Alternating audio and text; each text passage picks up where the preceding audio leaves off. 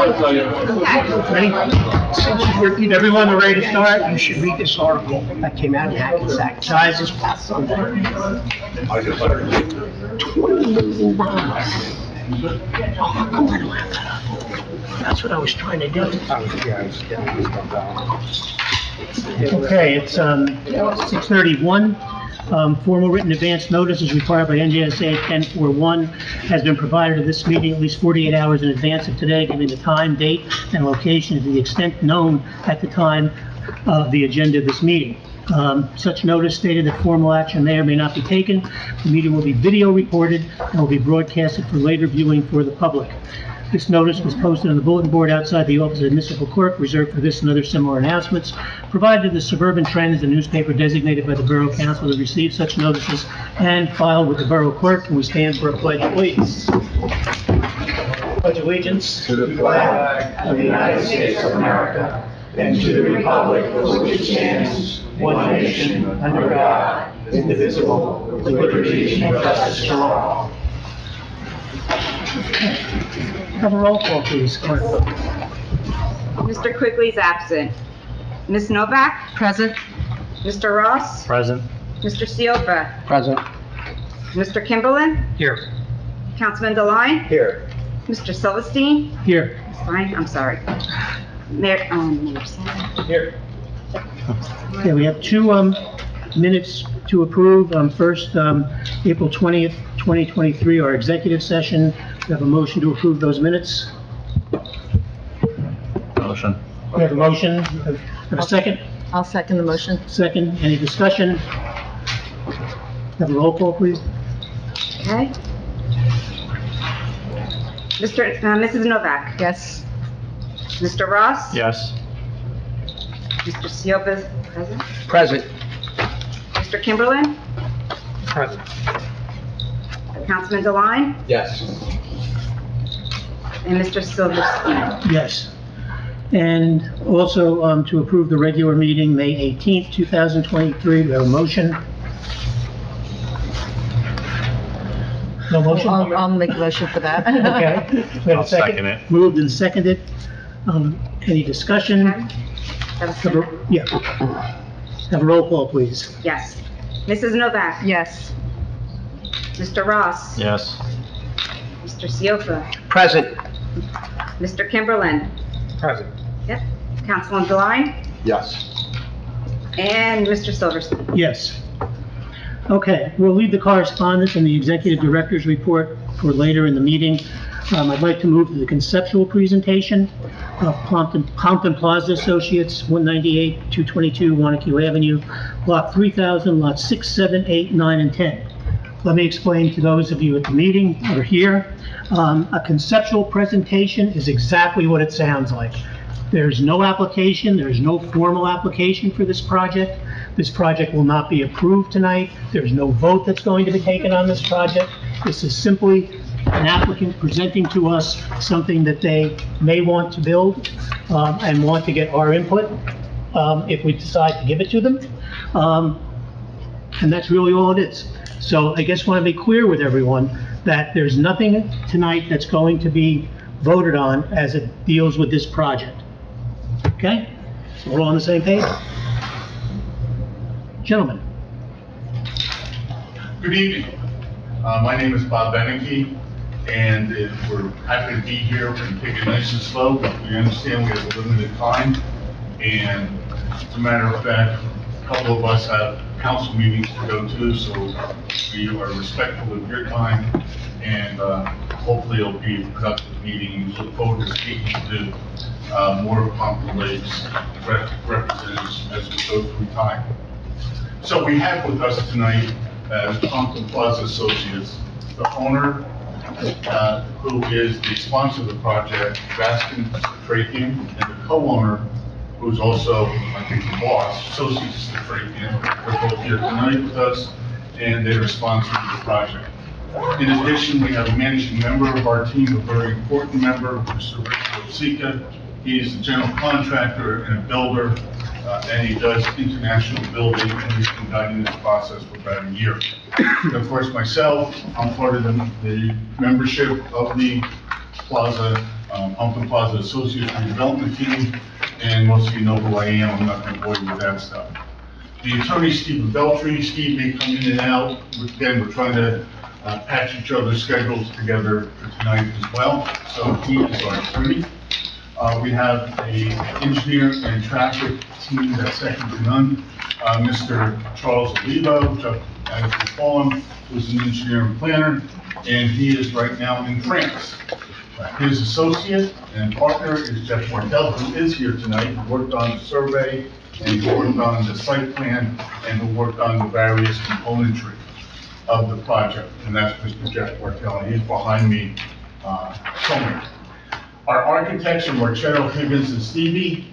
Mr. Higgins actually grew up in Pompton Lakes and has a very in-depth knowledge of this area, and I might say that Stonefield does as well, because they worked on the Meridian project in the Pond Hole Bar, and that's one of the reasons why this is a very seamless type of fit.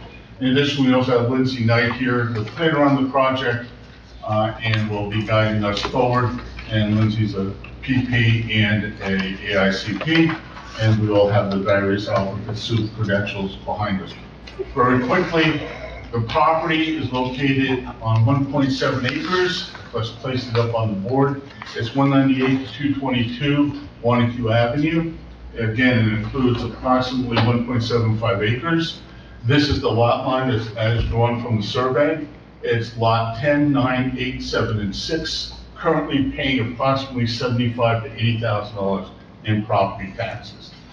It has been owned by the Citrapians for approximately 20 years, and they're looking to be the first on this side of the main street or the avenue to truly develop a transformative project as we go through time. The view here is of the rear showing a couple of the highlight buildings, the new apartment building where the Salvation Army was, the condominium / apartment complex, which is number 5, the bank across the street, if you will, which is number 2, our project, of course, the Windsor School, and then the Rhino Theater.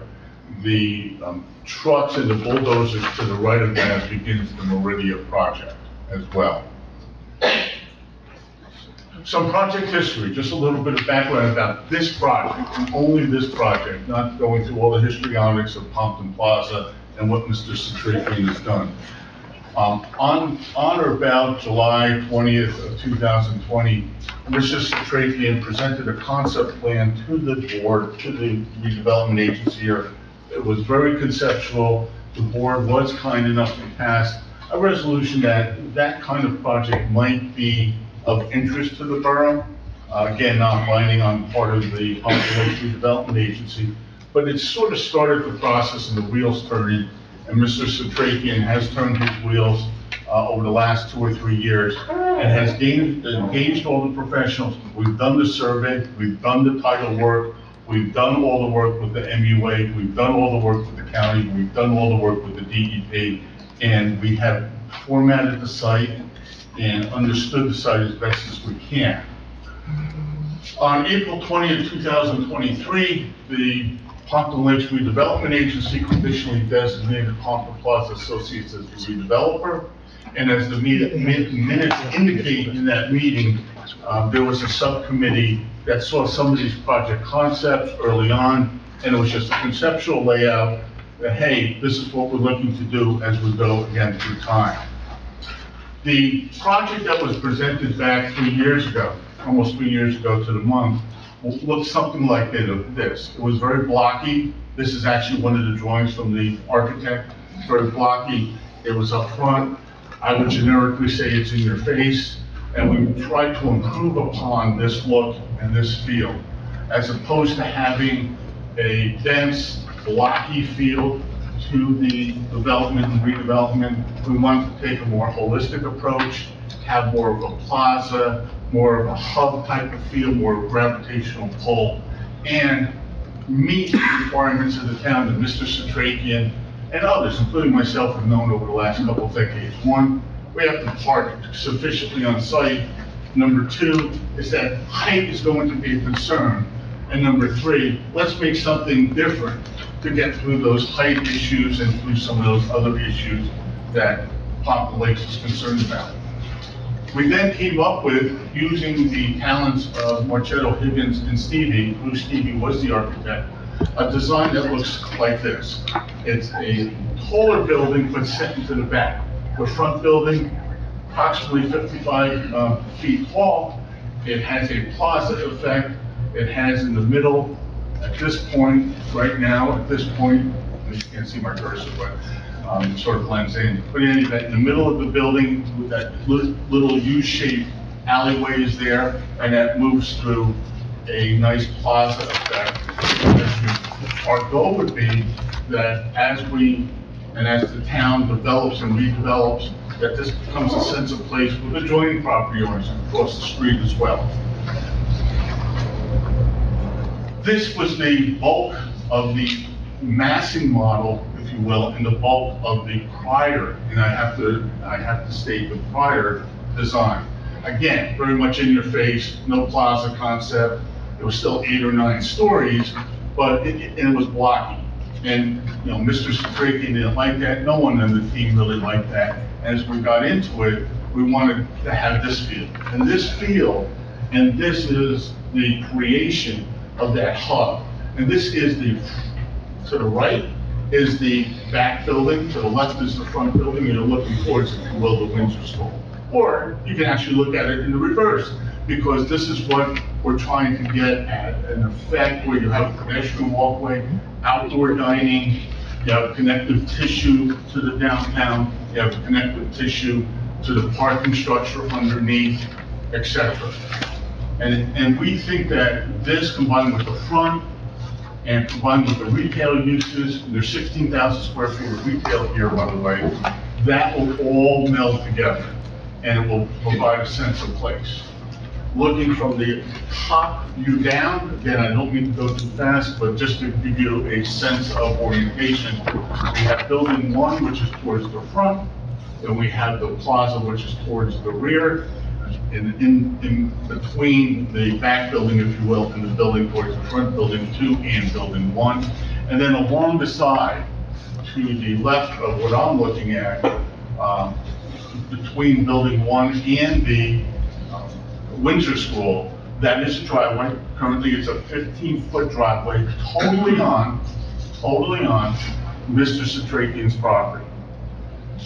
There is what I call a constructive, some people call it a descriptive or some other type of right-of-way for use in the current state by Windsor School, because historically that's been the case, but it is totally on our property, and it is part of our property right now. It is 15 feet, it's going to be 19 feet, I'm sorry, it's going to be widened, and it'll be widened more in the future, and Jeff Martell can go through that if we have time. We have a Pompton Plaza zoning table, some of the key features. The proposed use is 380 plus or minus retail units. The geometry indicates 380. We have approximately 594 parking spaces currently on the site plan. We may have to take 2 or 3 or 4 away, depending upon how the loading zone, some of the circulation underneath works. Again, Jeff Martell from Stonefield is here. The ground or self-park portion is 219 spaces. The structured parking is 375 spaces. Just want to make sure that everyone realizes that that's automated or mechanical parking spaces as well, for use primarily of the residences. The retail is permitted use in this multifamily area, and we will have, again, 16,000 square feet. We will have replete amenities, the amenity package with a gym, with perhaps a WeWork space, with a coffee cafe, with a mail drop and a laundry drop. In other words, a semi-concierge, not a full concierge, but a semi-concierge or watch person type of station. We will definitely have all of that as part of the building.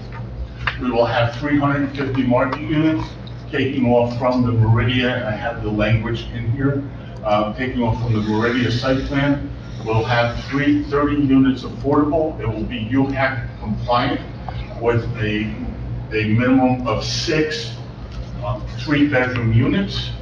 And we will have all of that. And an affordable housing contribution is in effect using, again, the Meridia site plan. The impervious coverage right now is allowed at approximately 85%. There is some improvement on that percentage. If you have green space, we will have green space, but our impervious coverage is estimated, depending upon the type of material for the plaza, the type of material for the driveways, will be up to 93 to 100%, again, depending upon those types of material. And then we have a building coverage of approximately 90%. The front yard setback right now is calculated at 9.1 feet, and the yard setbacks are calculated at a 0 lot line.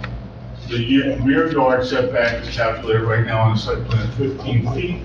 And again, we have an increase of up to 95% of the impervious coverage, which is a green roof applicable allowance, if you will.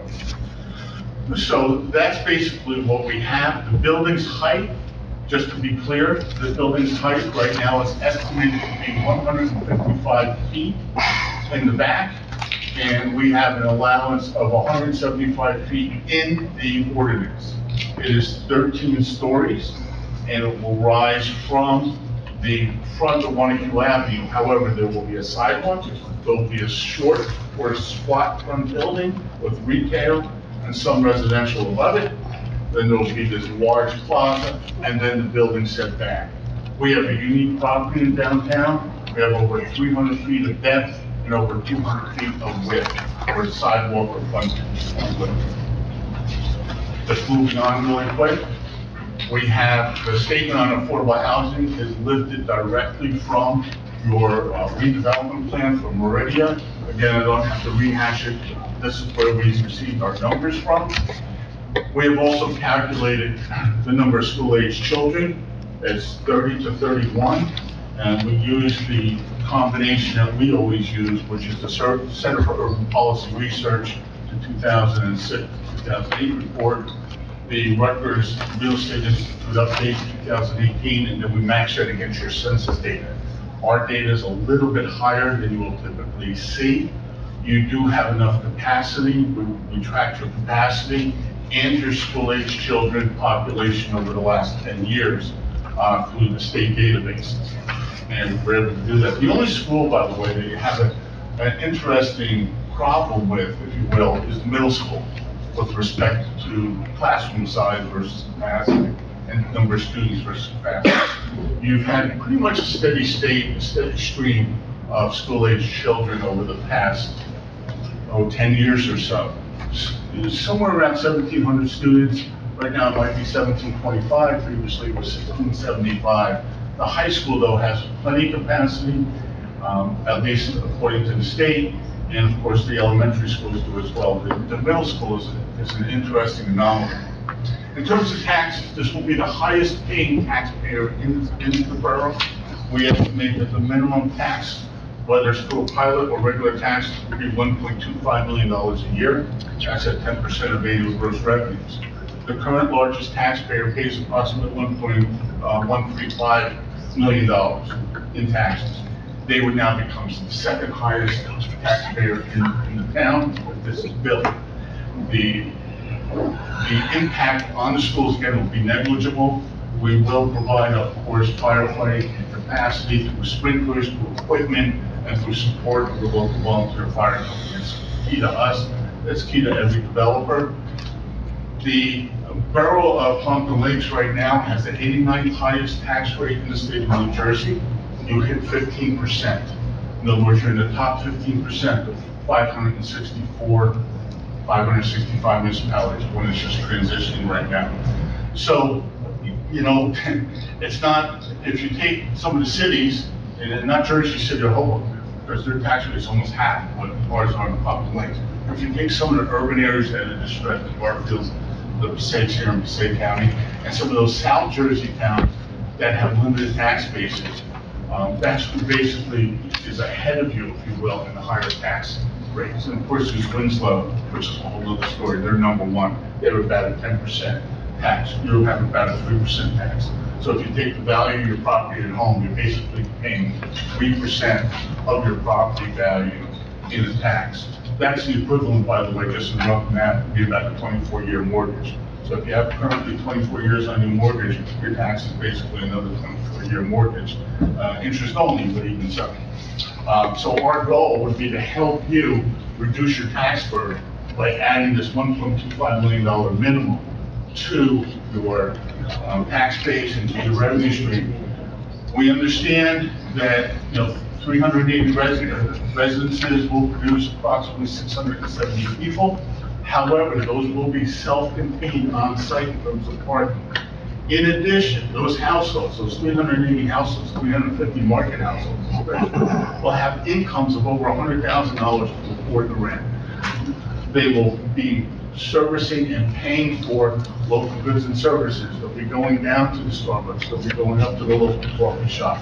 And you marry that with what's going on at Meridia and some other development that I'm sure is going to come over the next decade, you can have something really special. We look forward to working with your professionals and so on. I think I've said enough for now. I know we're in a time crunch. We'd just like to have Mr. Strahan say a few words. He's more passionate about this project than almost any developer I've seen over the last 10 years. Before he does, just one clarification. Sure. The 1.25 million in taxes, that was at regular tax? No, that's a pilot. That's a pilot? Oh, okay. Okay. But it would still be the most paid by any That's taxpayer. fine. Okay. Thank you. And actually, the pilot, most of the pilot stays in town as opposed to regular taxes. The only thing I would like to add is that my wife and I have been in Papa Lake since 2005, and I have been a major contributor to the efforts to revitalize the downtown. I pushed for the creation of the bid back in 2007, 2008. I was the first vice chairman of the bid with Mr. Suchan as the chairman. And everything I do is to make sure that we're thinking long term and what's in the best interest of the town. And that's why your feedback is very important to us because of your comments and your questions and concerns. I have gone through, at least I have it as an architectural concepts, spent quite a bit of money on architects to make sure that we have the best design for the site. And I believe that this project will transform the downtown and will make a great impact in terms of making sure that this town, I think, deserves better. I remember the good old days when, back in the 70s and 80s, when the downtown was much more, much busier. We've gone through feast and famine here. My wife and I have great difficulty getting tenants. And I think this project is going to make a big difference. Yes, height is an issue. I'm concerned about height as well. But I believe that if I have a choice between, and I looked at many, many different concepts, for this project to pencil up, we need a certain amount of density because we need to provide amenities. And I want to be able to compete with, as strange as it may sound, with Ridgewood, Montclair, Morristown, and attract a better breed of tenants that are a bit more affluent and can pay higher rents and spend more money in town.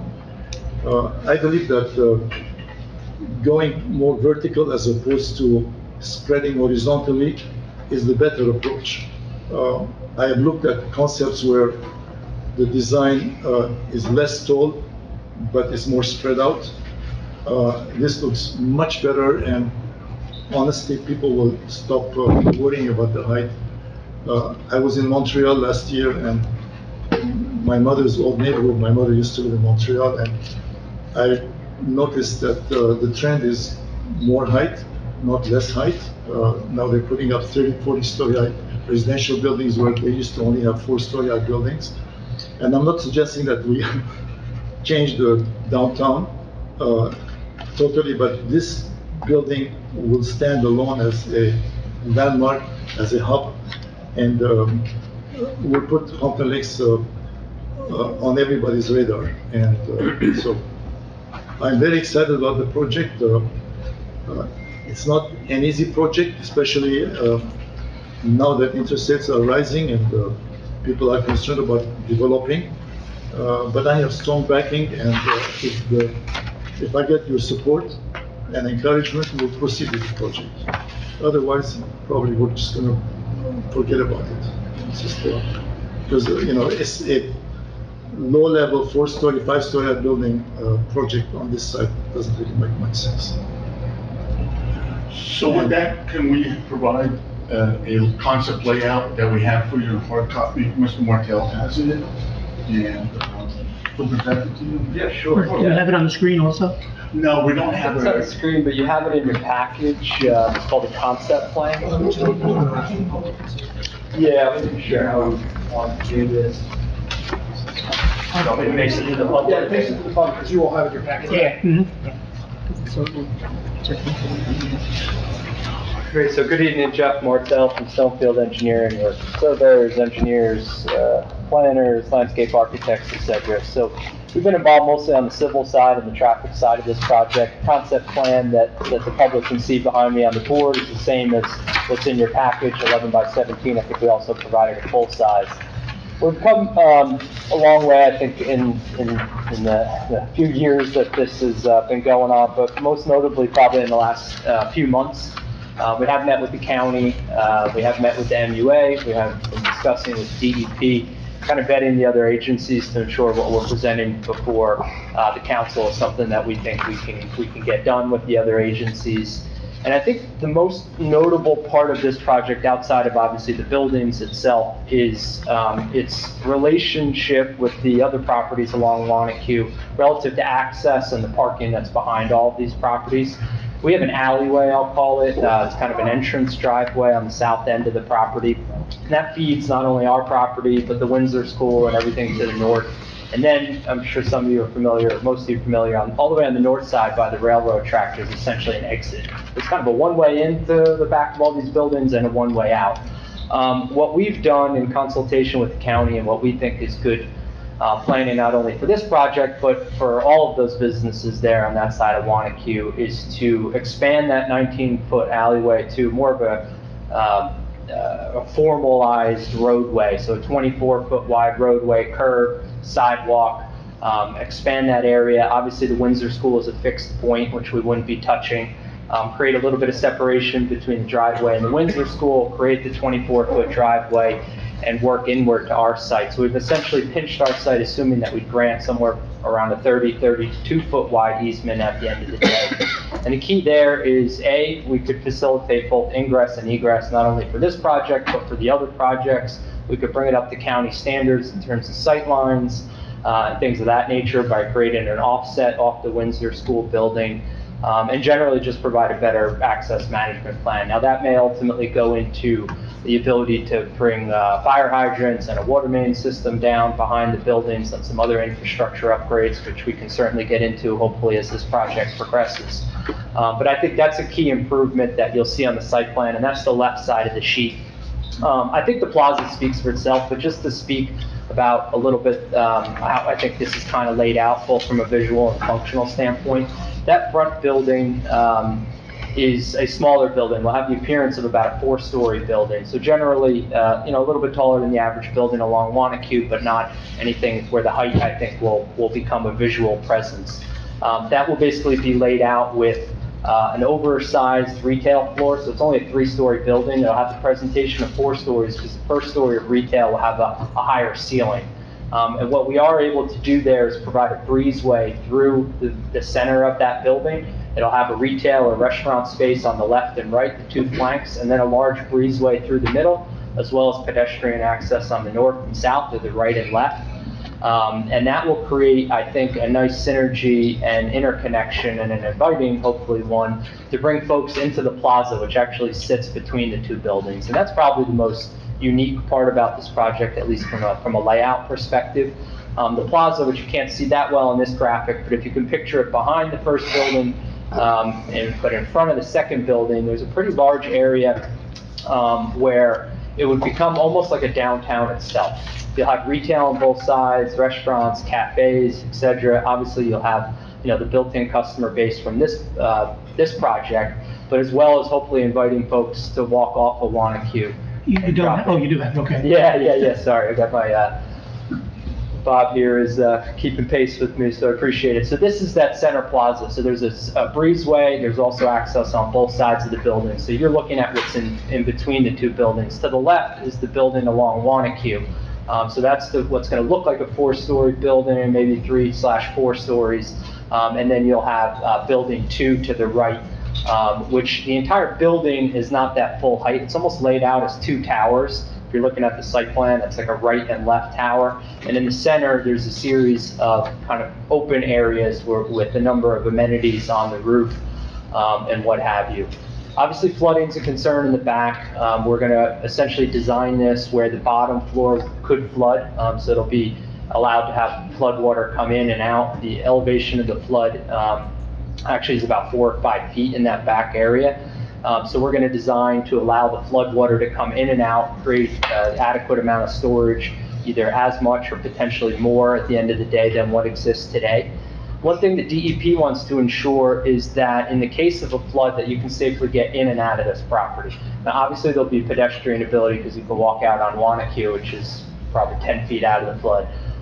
But we need to make sure we got vehicles out as well. So we're going to have 2 entrances into the garage areas. One will be at the bottom of the hill, so to speak, or the back of the property, which will be in the flood. But then there'll be another entrance point up out of the flood, essentially halfway down the property or down that center roadway. So at a minimum, there'll be 1 space per unit, which you would be assigned, where your parking space could definitely get out of the property in the case of a flood.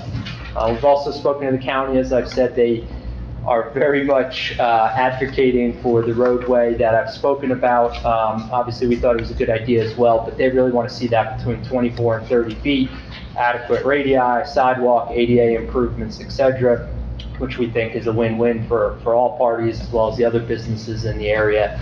And we've been speaking to the MUA as well, which actually has a sewer pipe that goes through this property, and making sure that they have access to that in the build condition.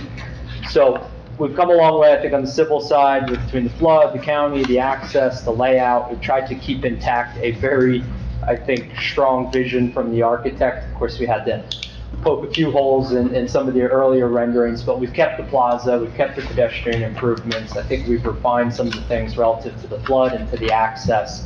But the vision, I think, for the project is strong, and I think it's well based, obviously, from a civil perspective, or can be well supported, I should say, from a civil engineering and infrastructure perspective as well.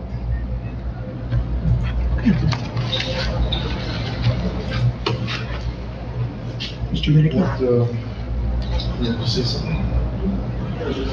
You have any questions? Do you have the rendering of what the back of the building will look like if you're standing over by the bridge and or? Yeah, the one that was For the little? the one that was in your package? Yes. Yes.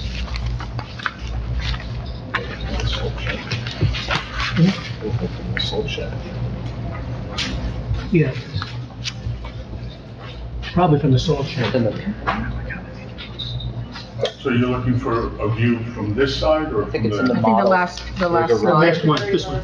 The last one in the packet. Yeah, it's the last slide. I think it's important for the public to see that. You guys got it? This one? Yeah. No, keep on going over there.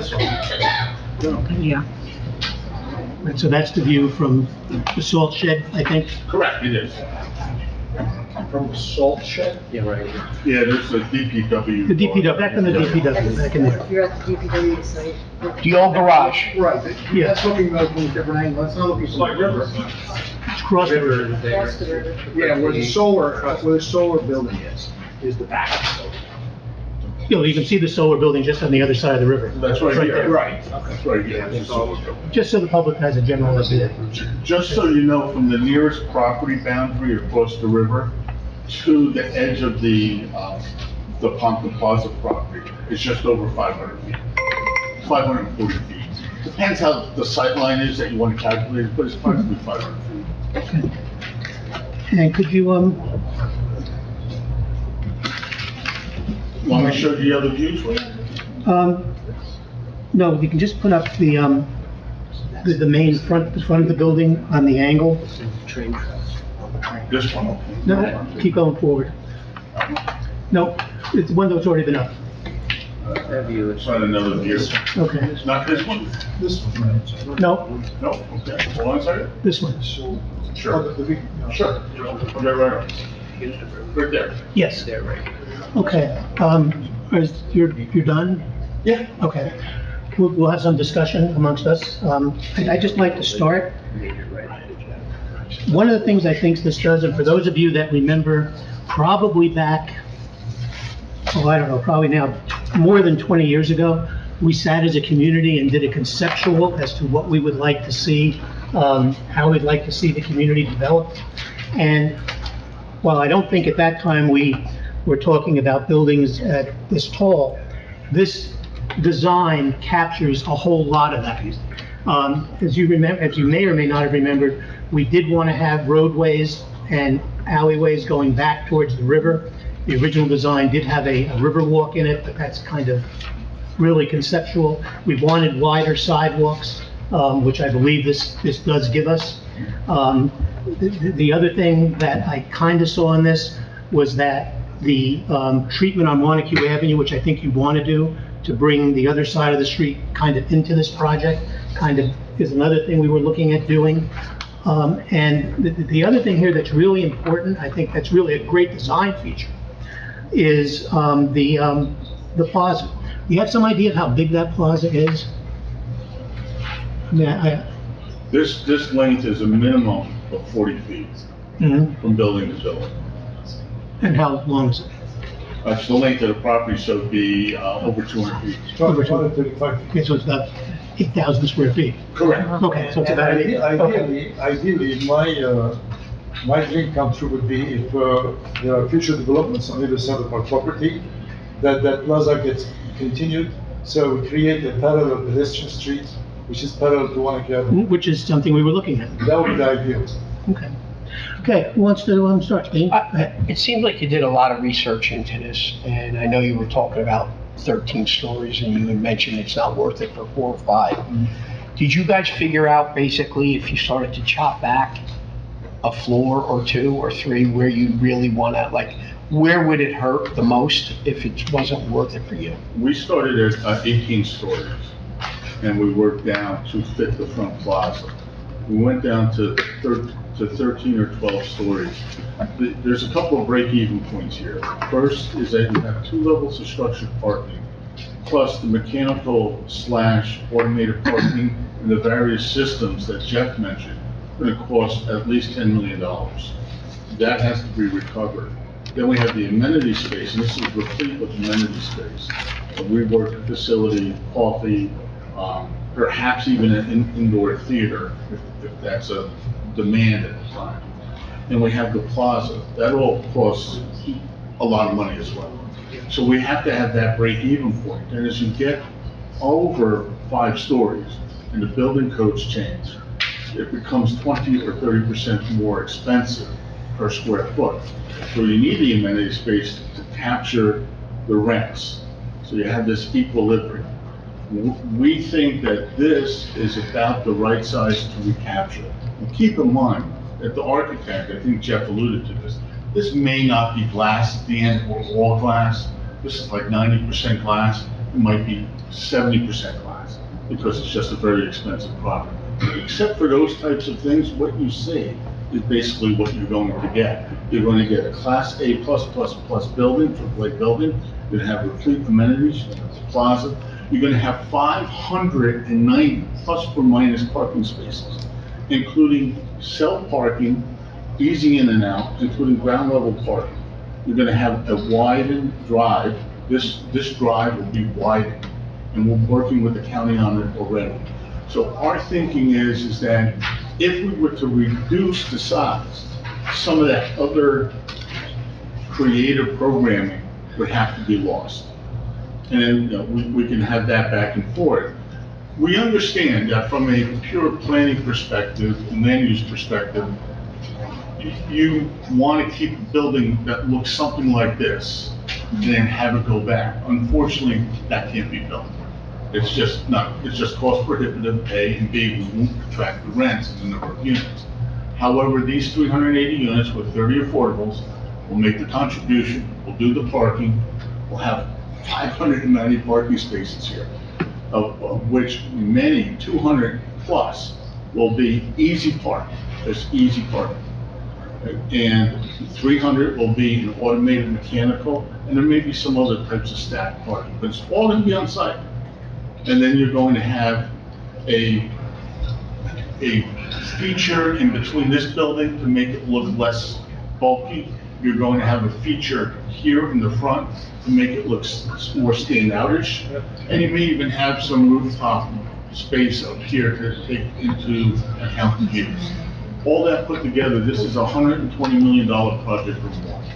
And that's the investment that will be made into the town. If I may add a point also.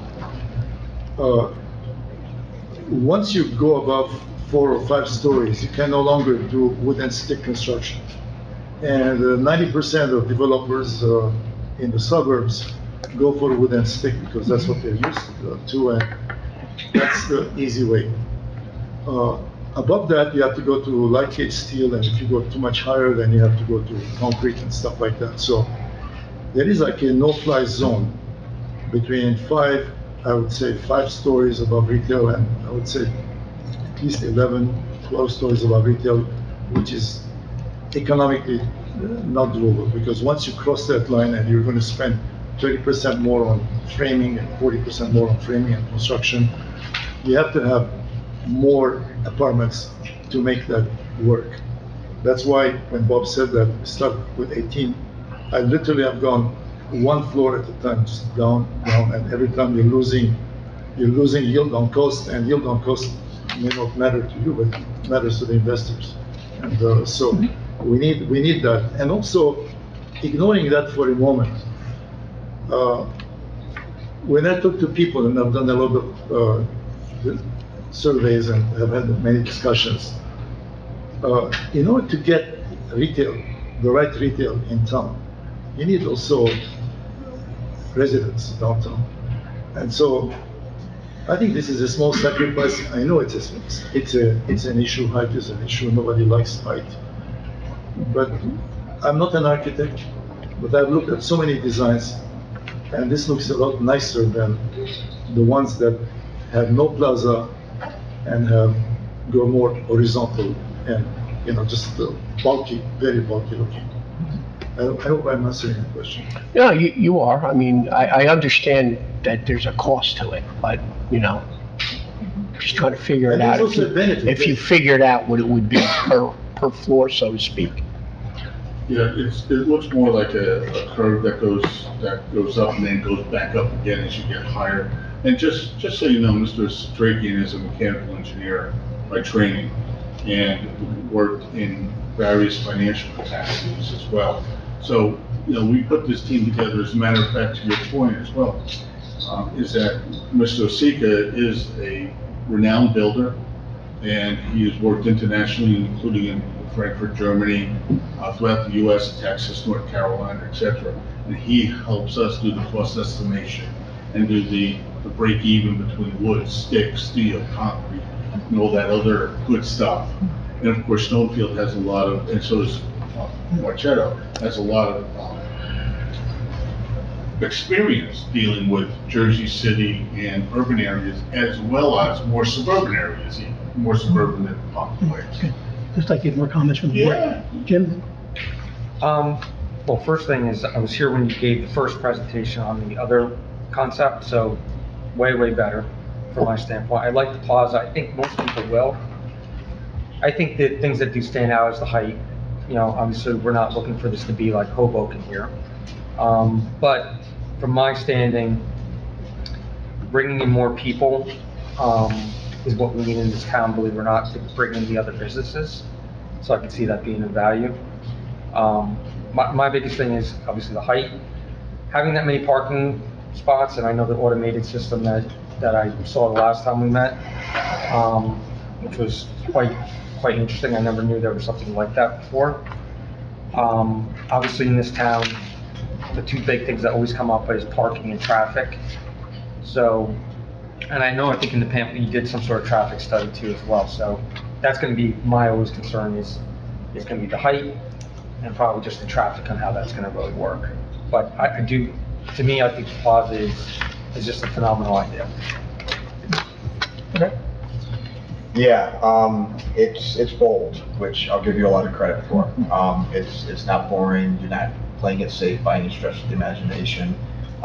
You know, again, the things that I think people are going to like the most are the things that cost money and add expense to the project. The plaza, obviously, the amenity space, those kind of things. That's all well and good, but it's a tough nut to crack for me on the height. There's no doubt about that, and I think it's going to be a tough nut to crack for a lot of people on the height. So, you know, at the very least, what I think needs to happen is a better view of the vistas as it affects across the street from the ground level. Because I do understand that the height is stepped well back into the site. So it's not like you're staring right up at an 11, 13-story building from Wanacue Avenue looking straight up. It's not Manhattan like that. But there is going to be some visual effects. I'd like to see it from some of the residential areas across the river. I'd like to see information, how it would look from Ramapo Avenue, different spots on Colfax, things like that. Because I think that from there, I mean, that's great. Like, I can see the back of the building from the salt shed. Nobody cares about what it looks like from the salt shed. People are going to care about what it looks like from their house. I think that's what's going to matter. Or as they're walking along Wanacue Avenue or driving along Wanacue Avenue. Traffic is going to be a big concern. So I think there are things that have to be looked at a little bit more closely. And I get it. I totally get it. You're adding a lot of stuff. It costs money. There's a trade-off associated with that. That trade-off is the height for that rear building. But again, I think you're going to have to work hard to make people comfortable, including myself on the proposed height. So what would make you comfortable in terms of? I gotta see it. I mean, that's the thing. It's like, you know, again, like I'm looking at this and it's like, okay, that's cool. Like that does create a visual landmark in Pompton Lakes. I don't necessarily know that's a good thing. You know, we're not hiding it among other buildings at scale. This is way out of scale about anything that exists now that we proposed, that's been proposed in the past outside of your project.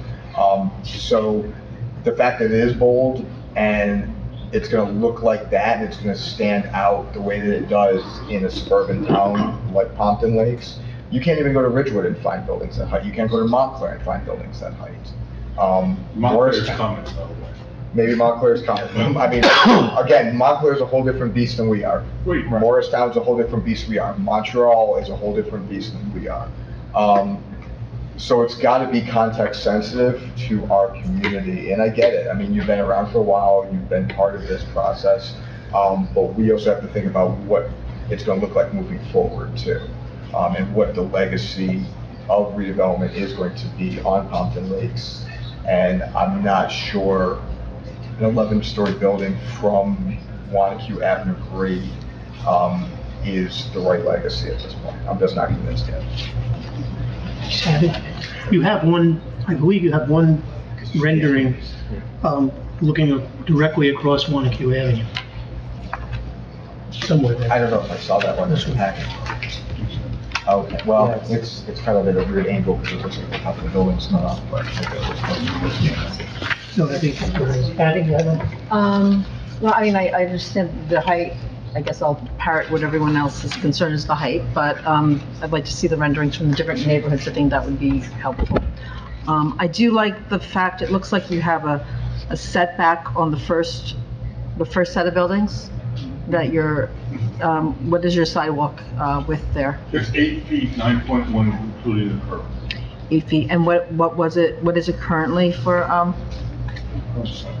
So that's within the property, just to clarify, so it'll be 9 feet setback from all the other buildings, or where the buildings are today. So it's the full sidewalk plus about another 9 feet. Right. okay, so It the is full 9 feet- sidewalk It is 9 feet in addition to the existing. to the So existing, which makes it a total of about 15. about 15 feet, okay, okay. This gives you a good perspective of the The idea is that we want to encourage pedestrian traffic because every tenant we've had over the past 20 years, there's one common complaint is there's no foot traffic in this town. And in fact, I almost got a pizza operator from Bergen County, from Mawa, to come here. And when he came here, he said, Baskin will not come here because the sidewalks are too narrow. Okay. If I were in charge, I would insist that all the sidewalks have to be widened.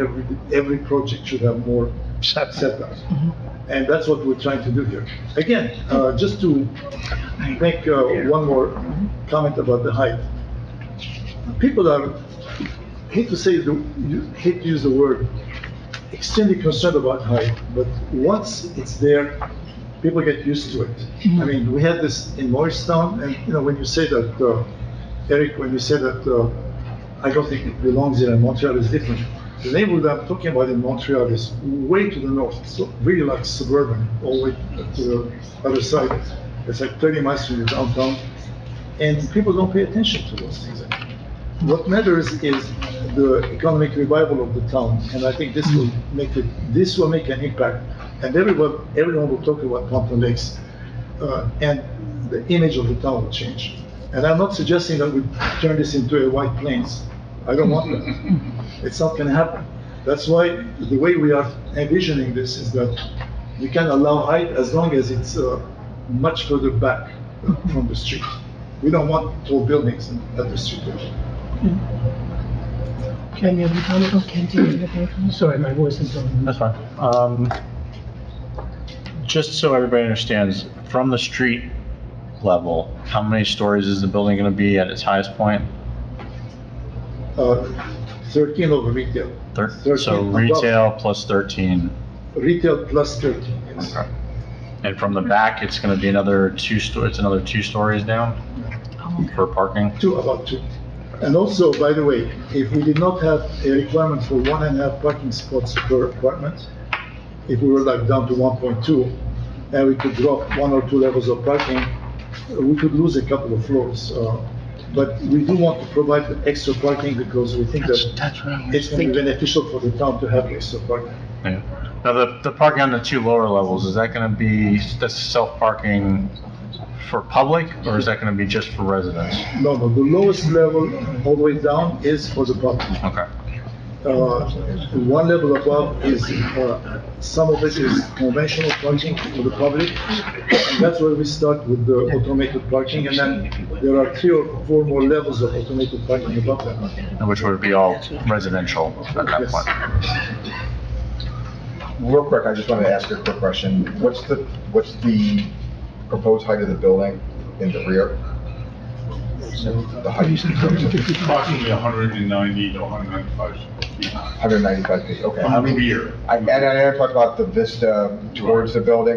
might even consider doing the opposite, where you fly a drone at 195 feet and take a look at what could be. We actually have some. You do have that, okay. Yeah, not gonna, I just want to just point out what's on the board. To eradicate this look, it's going to take quite an investment, no matter who does it, how it's done. And it's not just our property, it's also the sidewalk property, the properties even across the street. It takes quite an investment to do this. And we're talking about, a stream, we're talking about a railroad track, we're talking about various types of easements. There are telephone poles that we have to clear out.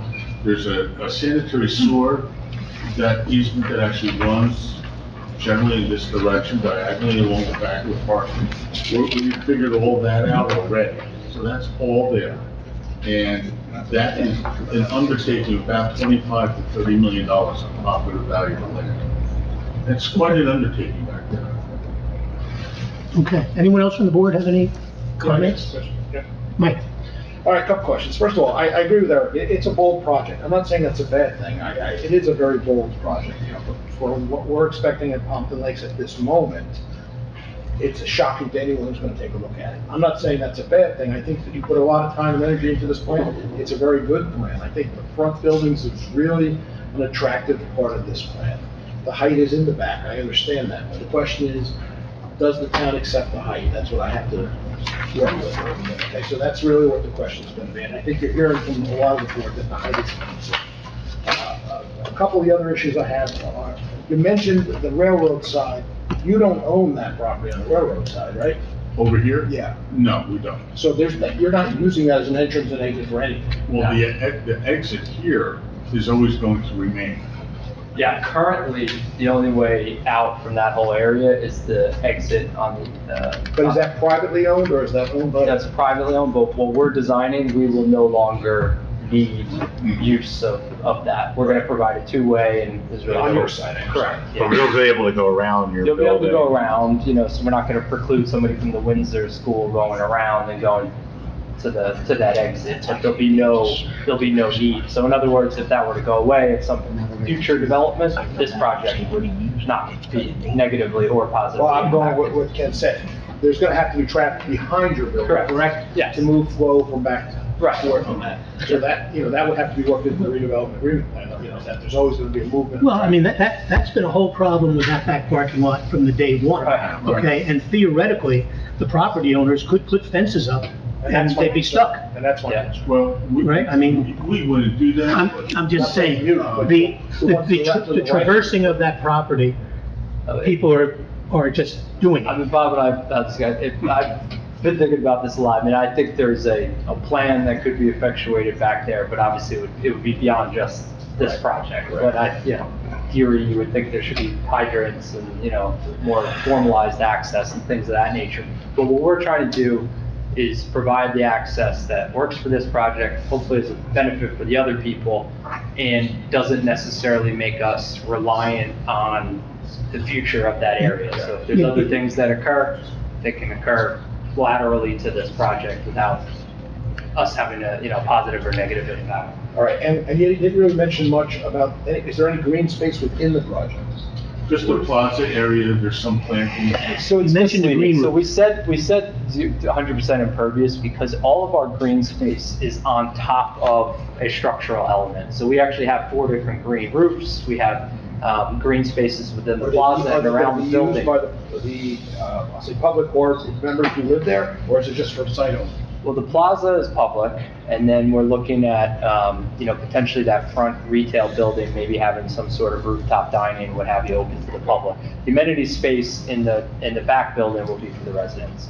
So really the main public is the expanded sidewalk, on the right, left, middle, breezeway, and that center plaza area. That's a beautiful drawing. There's Yeah. no question in my mind. I think we're all in agreement that front building, the way you designed it, and the way with the walkways looks beautiful. Yeah. And I think you've maybe understood the parking and understand that you're not looking for parking outside of this project, which is another huge bonus to this project. Okay? The height, the height's a tough one. The height's tough, I'm not gonna lie. And that's something we're gonna have to discuss and talk about. And that's a negotiation and see how that works. Yeah, what is our ability to fight a fire in a building like this? Well, you'd be handling it like a high-rise, obviously, like you can go anywhere else and, you have standpipes and, you look in the city, they don't have, Yeah. that many, you just fight it like a high-rise. I think that would have to also, like, you'd have to talk about placement, how wide that road's gonna be, if you have to get a ladder even up onto the, to the front part of the building. And, It's not impossible, but there's a lot to think about from the safety And I aspect. guess it's going to fit into here also. That back building where you're doing the parking, you're pretty confident that the DEP is going to allow you to put in footings and foundations to hold up the parking lot down in that Correct. corner in the Correct. flood zone? That would be Yes. in the flood zone? Yes, yes. All right, because I think, we've seen other people approach that and been told no. I mean, it would be a big ask. I think Yeah, it's, Excuse me. yeah, it's a premium, premium cost construction, but, the state of New Jersey, we've been naming these towns, but, it's commonplace in certain parts of the state, maybe not necessarily commonplace here, but it's commonplace construction. So that first level, could flood. Water could go in, water could go out, and it's not the cheapest thing to build, but it's doable and it's built regularly. that's what I. One point, Yeah, just real so quick. we want to let the public. Sure, just a little bit of quick for time. the record. This driveway will be expanded, as we noted, Chuck noted, in this direction, into the north. In addition, I just want to point out that this is a constructive or descriptive or historical easement. We will not be allowing, if you will, any increased capacity for this driveway. Current capacity is fine, but we're not going to be allowing increased capacity for our neighbors without some sort of a reconciliation. I just wanted to get that into the record. And we have no problem with them using it right now. We're not going to do any fences, but if they were to have a new project come forward, we would want some reconciliation between the two projects. That's it. Okay. Okay, I'd like to give like 10 minutes for public, because we have another project which is a formal presentation. So does anyone in the public want to talk to anyone about this?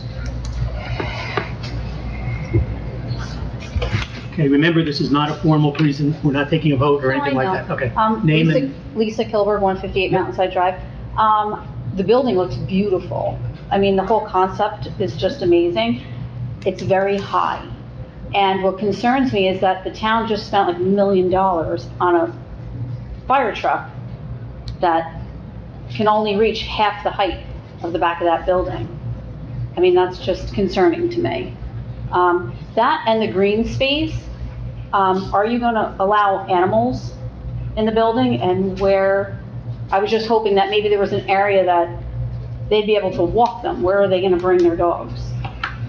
So the first issue is that, without being facetious, and I think you mentioned, remember, is that, you have an Empire State Building, just to be facetious for a moment.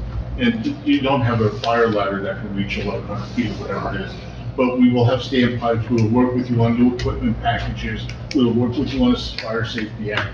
There's not a question, on our dime, to ensure that everyone's satisfied that this building is safe. We need it to be safe for our tenants, whether it's retail or residential. That's number one. Number two is that we do envision having the green spaces Jeff pointed out. We envision some more better access in Greenbelt-ish here. There's truck parking right in this area. We would hope that this would be used, and we would be willing to work with the town on creation of a dog park in any area that you so choose. Now, I have a specific site in mind. It happens to be concrete picnic benches along the river where the VFW is, but, that's subject to negotiation, of course. Well, I'm gonna say something, and she brings up a very good point, actually. We did learn from our first project, which was a much smaller project, that allowed pets, that there wasn't a lot of green space there for the pets, and they were walking them in the neighborhoods. So I would also hope we could work out something within your confines of your building, that there was some green space for pets, if you're allowing pets. If you're not allowing pets, it doesn't become an issue. Of course, of course. We will do that. good points. Thanks, good points. Anyone else? Yes, sir. It is actually a good point. Hmm. In a flood, Name? Bill Cunningham, 198 Pine. In a flood, how many cars would have to be evacuated from the facility? Easy. Well, it's none of the residential, just to be clear. So if you live in the unit, it's only the public parking, so in theory, nobody should be leaving their vehicle there overnight or extended period of time. So we actually don't necessarily think it's gonna be that type of evacuation, but The number of parking spaces on the ground floor, Residents would never park. 130. No, so no residents will be in the ground floor, which is the one subject to flooding. Yeah. And the vehicles that are higher, will they have to travel through the flood area to No. evacuate? No, so I was, probably got lost in translation there towards the back of the room, but there's two driveways. The bottom driveway will, be below the flood, because obviously this parking lot is below the flood. We have a second driveway, somewhere in the center of the property, but that will be safely above the flood. So all the residents can leave towards Wanacue and be, unimpacted by the flood. Okay. Do any residents have to evacuate the building in a flood? Would there ever be an instance where residents would have to evacuate? No, all the residents will be, like But how it goes out? 30 feet, 40 feet above the flood, so, because they all sit above the retail spaces. So you'll never be, subject to flood water with your vehicle or yourself, in the event of a flood. Power outages and other ancillary things that occur as a result of a flood, that's gonna be, the same as anybody else in the region. But, the building itself, emergency power, et cetera, safe ingress, part of the emergency response plan. Okay, would there be a traffic light needed in town? That would be up to the county, it's a county road. Yeah, likely not, likely will not warrant a traffic signal. As Bob kind of alluded to though, if not knowing what's gonna happen in Pompano Lakes in the next 10, 20 years, if other people develop and how the access management gets placed through here, that's what we wanna be mindful of, that our driveway remains safe. So that's kind of the point he was making. What we are considering though is talking to the county about an enhanced crossing area in front of the project. So kind of giving it like a marquee crossing, it's generally in the center of, the downtown area. So we might create some sort of pedestrian crossing feature, but likely won't warrant a traffic signal itself. Okay.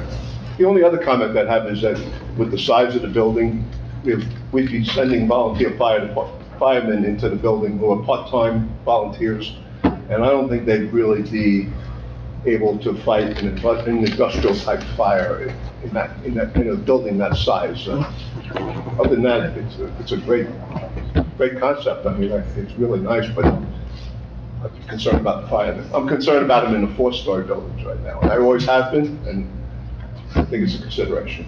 Okay. Thanks. Your point is well taken, we appreciate that. Yeah, thanks. Anyone else? Randy? Randy Hitton, 443 Montclair Avenue. My concern, you just discussed the traffic light, is the Windsor School right there and the bus traffic that they have. We know that that's a county road. We know that the New Jersey Transit is up and down it. I just think in the mornings or in the evenings that it's going to be a nightmare with traffic, that you probably have to have a traffic light there. I don't see how you wouldn't be able to. Yeah, I think And on the it's- side where you don't have, where it's only a right turn only when you come out by the railroad tracks. And I know the residents are probably gonna use that as an exit. There's only a couple ways out of that area anyway, like by the Windsor School. Then you can go down by the VFW and come out those entrances. Or all the way down by the bridge and come out by Max. The residents are gonna try to exit any one of those 1, 2, 3, 4, 5 spots. Right there in the center of town, I don't see how you can't get away without having a traffic light there. As Also, the mayor said, another it's point, the county. And just to clarify, I'm not dismissive of the idea of traffic signal. We're not trying to get out of it or anything like that. I did initial discussions with the county is at this present moment, the numbers may not warrant it, but to the extent that the county reconsiders or changes their position, it's not something that we're saying, we can't. It's not out of the question. Yeah, we're ultimately going to be, quote, at the mercy of what the county determines is correct. necessary. Now, there's also another project right across the street. I don't know how many units, Mike, is that one that they're gonna be doing? Which one? 20? 223? Yeah. right across the street from this one. No, that's not, the only one would be the CGM building. CJM building, So I think that's. And how many units is that? 22-ish, around 22. All right, so I mean, that adds to it also. Right. My concern is the height, of course, it's most everybody's concern. Fire department, I trust 110% to do the right thing that they need. In that plaza area also, is it structurally supportive enough if a fire truck could get in there? Yes. Yeah, it is. Could get in here? Structurally, It would support a fire truck if they had a fight fire to need those? structurally, yes. I mean, if you want to think about it, the buildings are also sitting on it as well. So yes, it's structurally, capable. Would support a fire truck or Correct. two. Yeah, and again, another detail to be worked out, should the council look favorably, but we've also considered, potential vehicle, whether it be emergency or. Police, fire, Police or Event. event-oriented, depending on ambulance. the pleasure of this plaza, there could be, events placed in there and things of that nature. So, we have considered that, and that's something that I think our council would love to continue those conversations Right. with the borough. And I understand the point, we're having a new fire truck, September 9th, we're gonna christen it, and I know it won't reach the top, it won't reach half, but, and I understand that point. My other, last point would be, if we approve something like this at that height, would be setting a precedent for other property owners in town to do the same thing. We may. And then I don't wanna see my town of Pumpkin Lakes, our town of Pumpkin Lakes, look like Newark. That's my only other concern. So just to your concern, I didn't want to bore you, but we have for Lawler and your engineer, we have a redevelopment plan amendment proposal. This property has over 300 feet going into the back, over 225 feet along the frontage. We're the only property in Pumpkin Lakes that has that width. It's a driveway that we own. We're the only one. There can't be another building like this built at all. It can be high, but you control it, because this is the only unique building that has almost 2 acres of property with our own deeded driveway. Nobody else has it, not the Windsor School, no. Yeah, I mean, one of the things that could be done, what? Talk about approval. No, I'm not going to talk about it. But I mean, obviously what you say is right, because a board could say that you need 2 acres to do something like this, or It's also whatever. redevelopment. Yeah, whatever, right. It could be addressed, but it's something that has to be considered. That's a good point. Okay. One last comment in the back, and then we've got to stop, because we got to keep on going. Do that up top. Gardner Summit, 147 Summit Avenue, Pumpkin Hi. Lakes. So I looked at how the plaza was going to be designed, and I financed a lot of buildings that look like this. And if you step back the retail from the streetscape, you kill the retail. And it's nice to have a wider sidewalk, but generally you create a gap, which is a problem. And then the other thing is that back alleyway, you can call it a plaza, but that kind of construction, nobody's going back there. Nobody wants to be hidden from the street. They want to be able to see what's around. So you will create a dead zone in that area back there. And, I've seen this in lots of buildings that I financed in New York City and all over New Jersey. You do not want to have a plaza that's not visible clearly for the whole thing from the street. It's a problem. And you don't want to create a gap in the streetscape, because that kills the retail. So you have to really rethink how far back you want to push the sidewalk, and you want to think about what you're going to do to activate that space.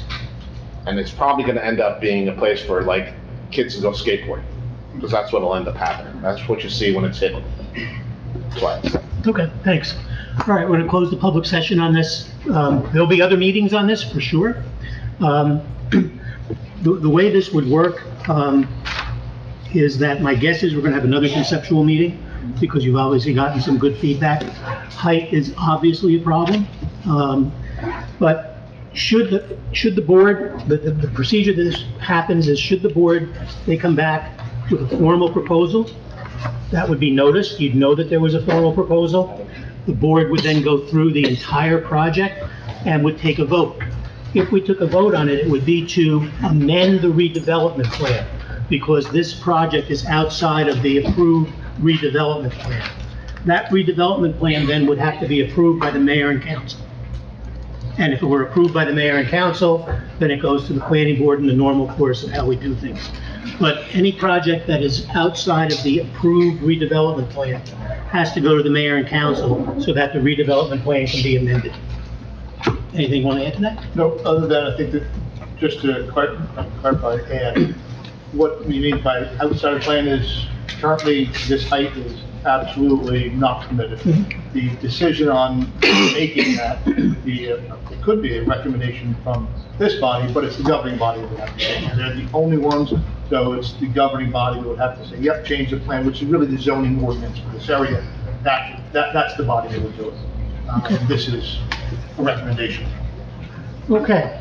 We're gonna get all the package to everybody. We're gonna follow up with Ms. Lawler, your engineer, make sure Mr. Delisle has everything for you. Okay. And we'll be glad to keep talking. Okay, great, thank you. Thank you, everyone. Okay. Do we have any correspondence that you know of? Okay, there's no correspondence. Ben, do you have an executive?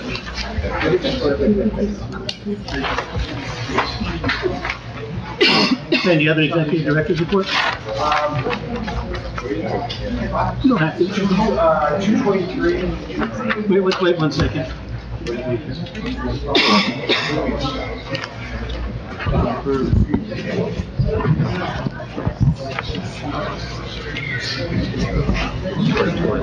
Okay, let's get the meeting back and so that everybody can hear everything.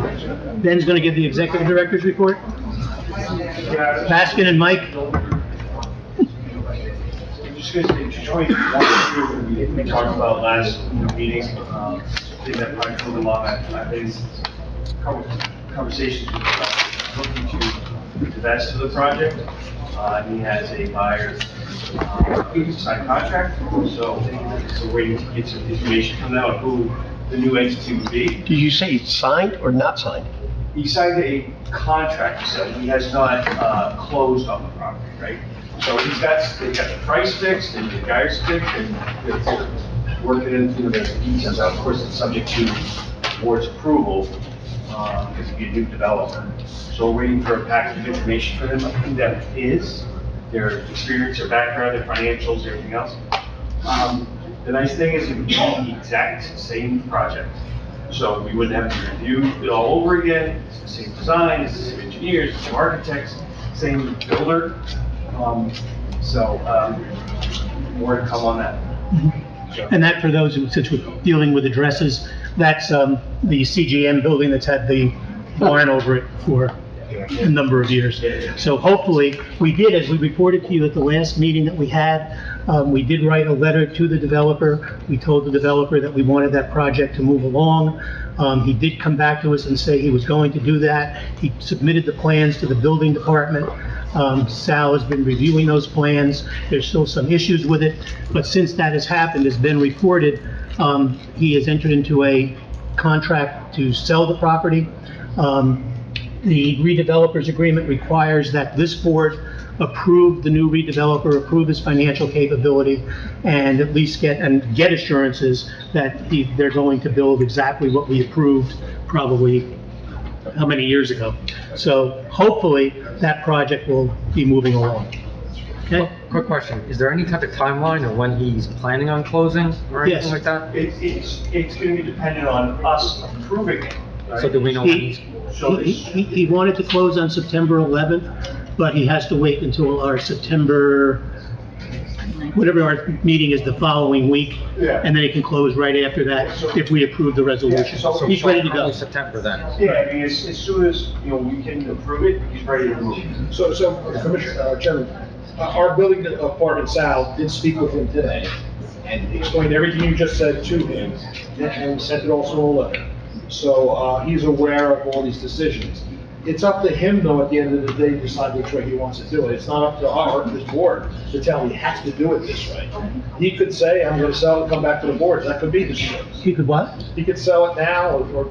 Oh, yeah, but the consequence of selling it without our approval is that we can revoke the redevelopers agreement, which revokes the pilot, and then the whole process starts over again from scratch. But he could do that. He could do it, do it once. Yeah, but the intent here is that the new developer would just step into his shoes and take the project over. Okay. All right, so that's, I think, the only news we have on any older project. We now have a formal presentation. This is 60 Wanacue Avenue Realty LLC, 60 Wanacue Avenue, Block 2400, Lot 1. Hi. A long time. It has.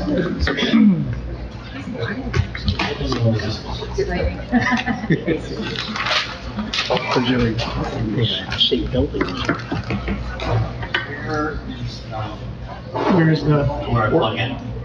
Oh. I don't know. Or would you rather use yours? Yeah, that's fine. Yeah. Oh, all right.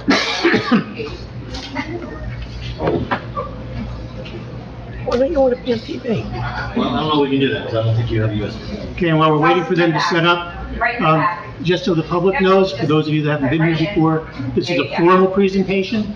So after we go through this, there is testimony, witnesses are sworn in, depending on who they call, architects, etc.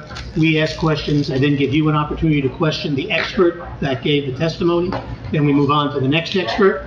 At the end of the presentation, should we come to an agreement, a vote would be taken to approve the project or approve a redeveloper's agreement for the project, and then we would move on from there. Thank you.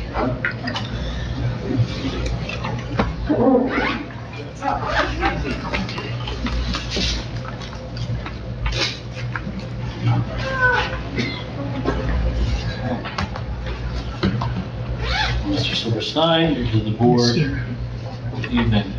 As mentioned, we are here for a formal presentation on 61 Q Avenue, which is block 2400, lot 1. This is the property at the intersection of Wanacue and Grove.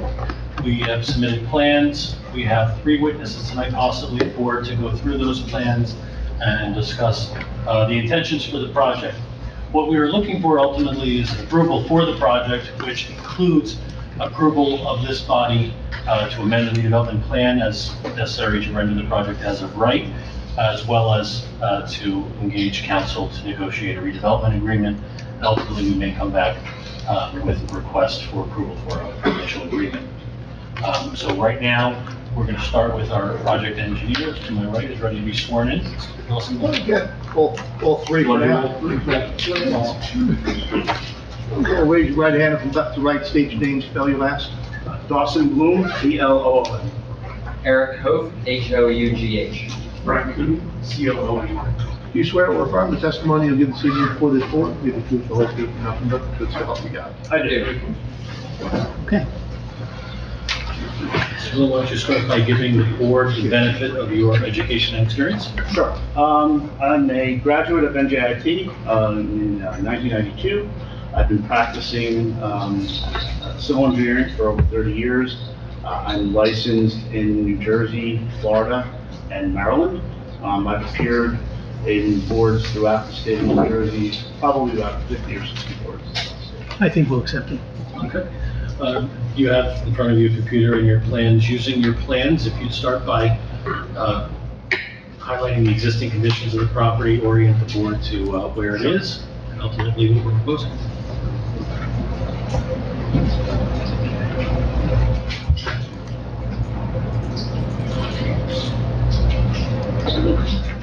So this is, the property is at the southeast corner of Wanacue Avenue and Grove Street. It also is bound by the Wanacue River to the east and properties to the south. Excuse me. Currently, the property is vacant, and there's a fairly steep slope heading down to the Wanacue River, and the right up there's a driveway, existing driveway on the Wanacue Avenue property to the north. If you could change the arrow, maybe it would be easier for people to. sorry. Oh, sorry.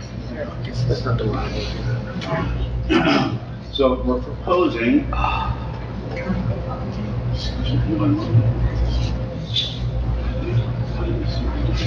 Just.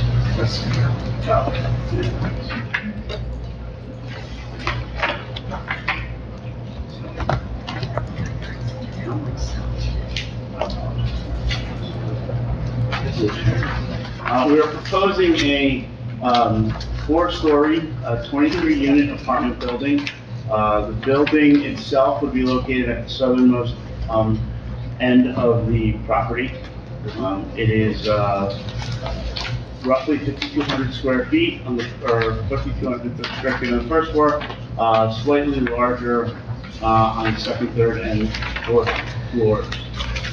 The finished floor elevation on the first floor is 206.6. In addition, there will be 26 parking spaces in the parking area with 2 handicap spaces provided. There will be formal driveways both in the to the Grove Street side to the west, as well as a driveway to the on the northeastern side of the property parking lot, headed out to Wanacue Avenue with right turns only out of the property onto Wanacue Avenue, as discussed with the county. Currently, we have applied for and received permits from the DEP for this development in accordance with the plans presented. And if I can just stop just to set the table, and I should have said in the introduction, the site plans that you have here presented depict the site plan for the full 23 units. As presented in our application, the site can accommodate the parking for 17 units, and our application before the board is going to be to permit 3 alternatives based on some future agreement that we hope to negotiate with the county who owns property adjacent for parking on those sites, whereby the approval would be for, if we can't make any deal with the county, this parking, but a building with 17 units, if we can get a 20-unit version or 23-unit version based on the parking at the same ratio, that's what our request is going to be. But in terms of the site plan, because it's all the same, we're showing the 23 units. So just for clarification for everyone, the building would be 4 stories no matter how many units? I believe it's correct, right? Yes. Yes, right. Okay. No, that's not correct. John? If we build 17 units, it'll be on, oh, I'm sorry. What, it's John, you want to swear John? Yeah, come on in, John. Please raise your right hand, state your name, spell your last. You gotta look this, here, take out the sheriff's. Go through each other. State your name, spell your last. Name's John Sujan, spelled S-O-O-J-I-A. You swear or affirm the testimony you give this evening before this board will be the truth, the whole truth, and nothing but the truth, so help you God. Thank you. Okay, so Brian, you want to clarify? Yes, let me clarify, yes. So if we reduce the amount of units, we would reduce the amount of floors on those 17 units to be a 3-story structure. And John? Good. We've been in discussion with the Passaic County Housing Authority to lease 8 spaces from them. The county and the authority are both in agreement that they would like to do that. However, county has not transferred the property over to the housing authority, so nobody is able to make a formal commitment. What we were proposing is that we're asking for conditional approval for 23 units if we are able to get the 8 spaces. If not, and we're hoping that condition can be tied into submission for permits, so we can hold back until we have the agreement, or at such time that we decide we can no longer wait, in which case we would apply for 17 units. Okay, and just so everyone's, go ahead. The area where they would be leasing spaces, are they in the development area? I'm sorry. Their space, I'm not sure. Okay, is that what up? Yes. may be an issue. Are they? Yes, they are. Okay. Not the same redevelopment.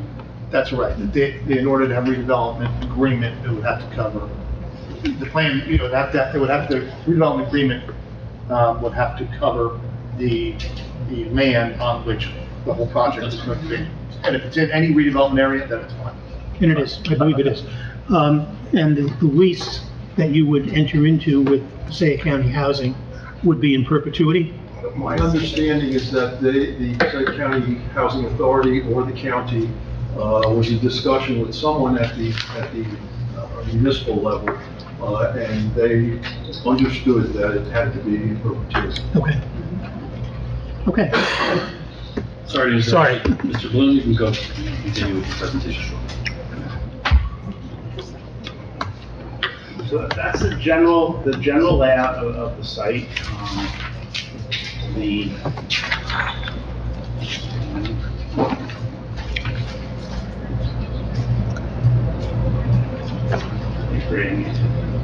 So, you know, again, because the property is adjacent to the Monarchy River, there are, flood hazard, issues that we had to resolve. And we have, made application prior to the formal application to the board here and to the planning board, to address those issues with DEP and to obtain, the flood hazard area permit, from the DEP so that the project is in accordance with all the DEP regulations. So all of the flood requirements are met, regarding both the structure itself and the parking area.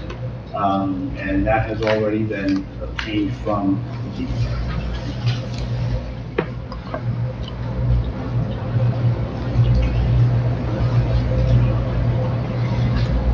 And again, this is simply just a soil erosion sediment control plan in terms of how we would address those issues during construction.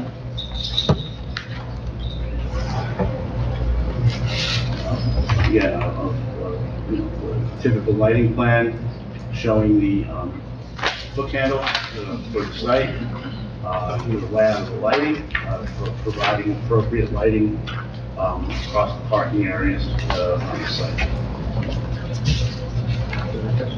Which would be both basically a combination of wall units.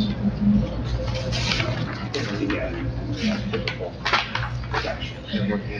There's no lighting other than on the building? Is that what you're saying?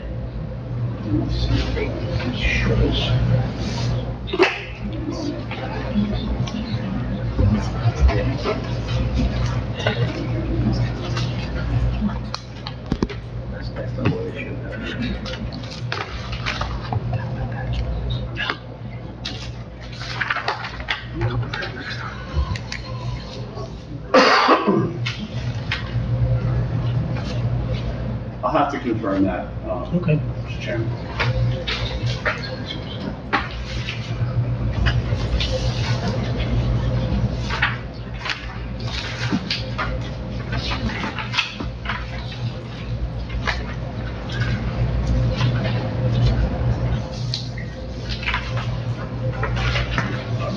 It appears that the lighting's provided by various wall units from the building. We can't hear you through the microphone. I'm sorry, I'll speak up. Thank you very much. I appreciate that. No, pull it closer to me. Is that possible? It'll fall. I'll just speak up a little bit. Or you could, well, you can't speak. Where's the puck? I was just gonna give them mine, and we could share this one. We need you to have yours, Andy. What? We need you to have yours. This one right here. Back on.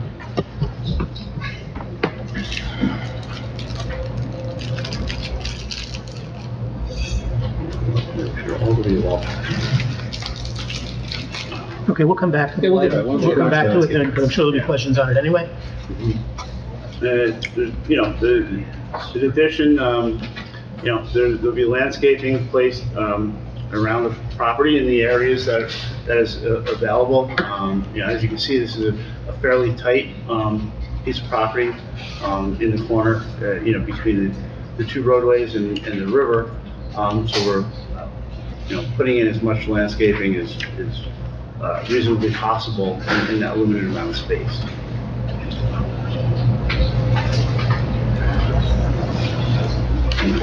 Typical site details. We've also looked at we'll switch sheets here for a second.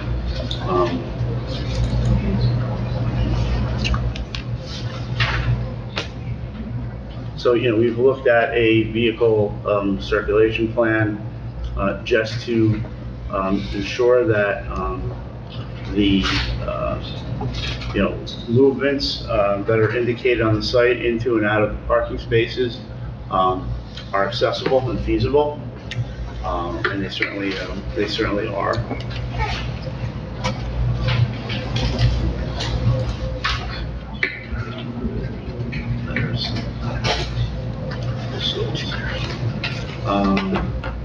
We have, and I'll just show you, just so you have it. This is our permit. This is the flood hazard individual permit and flood hazard area verification that we did receive from the DEP on November 30th of 2022, which is good. Currently until the 29th of November 2027. We also have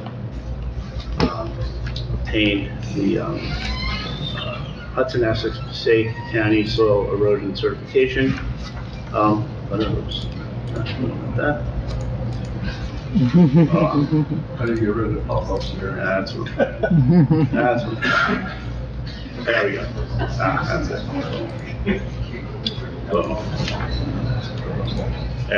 There we go. Okay. So we already have in place as of July of this year, soil erosion sedimentation approval. Again, if there are any substantial modifications that are borne by any conditions set by the board during the review process, those amendments would be then sought by both the DEP and by the soil erosion sediment control agencies. And I believe that's it, Steve. Yeah, and in terms of the county, we've met with them, they've provided comments, and we've responded to their comments, and had generally positive meeting with them, if you want to comment on that. Yes. Could you just go back to that parking circulation one for a second? Certainly. I couldn't read something on my set. In the space closest to the building, far right. All the way here? Yeah, what's that square? Go back 3. To the right? You go to the right. Mm-hmm. Oh, the dumpster pad. Yeah. Is that going to interfere with that parking space? No, that is the pad in front of the of where the trash bay would be. So that's just a concrete pad in front of. Oh, okay. Yeah. Okay. Typically, we put them in front of dumpster pads so that the I just couldn't read it on. Yeah, so the weight of the vehicle, Got it. trailers. So the county can do. Yeah, we have had discussions with the county in terms of egress and ingress out of the site, in terms of driveways. We've accommodated their concerns as well. So we've had positive meetings both with the county on multiple occasions. And the county has authorized the plans to include a left turn in from Wanacue, but not a left turn out of. Correct. It's a right turn out only onto Wanacue and a left turn in on Wanacue. So there's limited movements out onto Wanacue Avenue. And we also received a letter from the agency's engineer that we responded to, is that correct? Yes. You want to talk about what was raised in those letters? Sure. So in terms of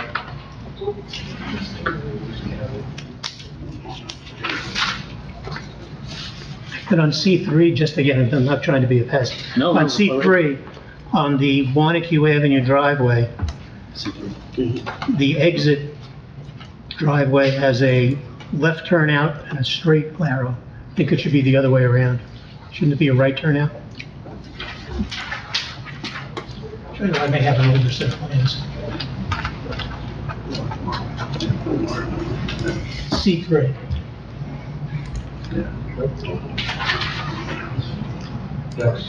Next speed. Oops. Okay, you changed it. Yeah. Okay. Got it. So yes, we do have responses, to comments from, the, planning board. They were very limited. Planning board. Not from the planning, Gary. Agency and the engineer. I'm sorry. Okay. There was the first comment is regarding driveway access that was crossing properties. An adjacent property. We redid the survey to show that the driveway is only traversing the right-of-way, and that was accepted. And that has been presented to the county as well, and to the extent any formal easement is required, conditions will have to get them. Right. The second. That's for. With the county. It's the county engineer. Is that what you're talking about? Just to clarify, we're trying to figure it out over here. Yeah, go back and do that again, please. This is the letter to, Yeah, this is redevelopment. yeah, this is in response to Debbie's letter. Debbie, I'm sorry. That's the borrowing. Yes, it is. Yeah. Okay, so it is. Yeah, I'm sorry. What's the date of that letter, please? It's August 15th, 2022. Oh, that's our response letter. Yeah, that's your response letter. Yeah. Right, sounds like you have a response letter there, I don't think we received that. Oh, you do not? I'll leave you copies and we'll get them over to you. You received the updated survey, though, I think I sent that to you. Got the updated survey, yes. Yeah, Okay. All right, I apologize. We'll get that right over to you tomorrow. But yes. What's the date of that letter, please? The date of our letter is August 15th, 2023. Sorry. The second comment is in relation to the flood hazard area verification and individual permit from DEP. And then it just references the fact that the requirements and conditions of the permit are the responsibility of the applicant and enforced by, under the jurisdiction of DEP. We acknowledge that, we understand that is the case.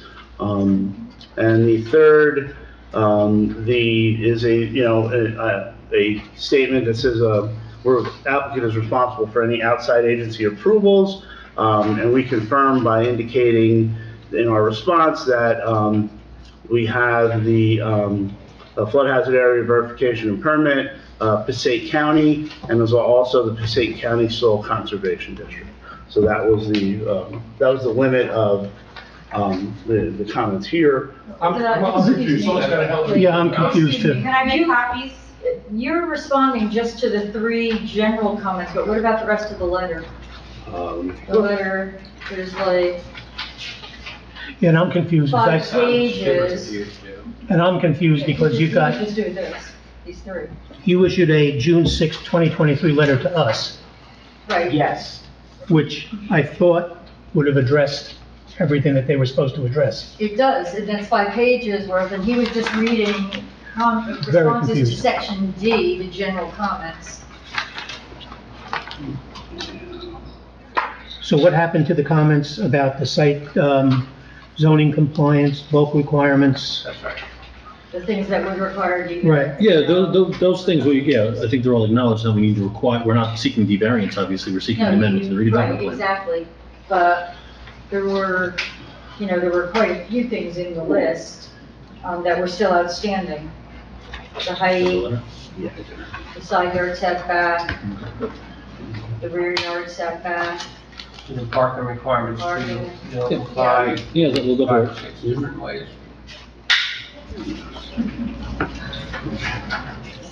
Yes, and I believe these would be, again, I'm sorry to provide confusion, these will be the changes we're seeking in Go through them, Yeah.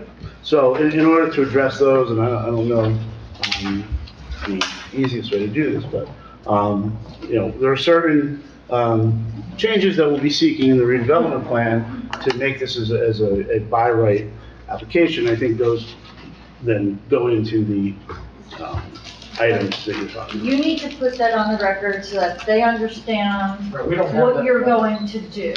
Okay, they have the letter, so you need to go one by one, anything where you don't comply, either you're gonna comply, you need Sure. an amendment. Yeah.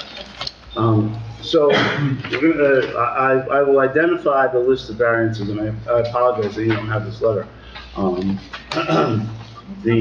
For permitted uses, residential dwelling units above the first floor, which is section 190, 17G, -2 of the code.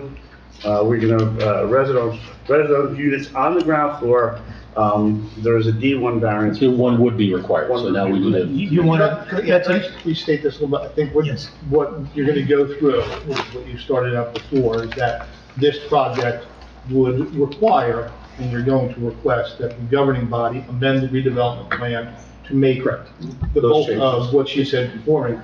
But in order, as Deb said, in order for them to ever make that recommendation, they ought to hear it explicitly. Yes, so, again, there's an acknowledgement that we're not in compliance at this moment.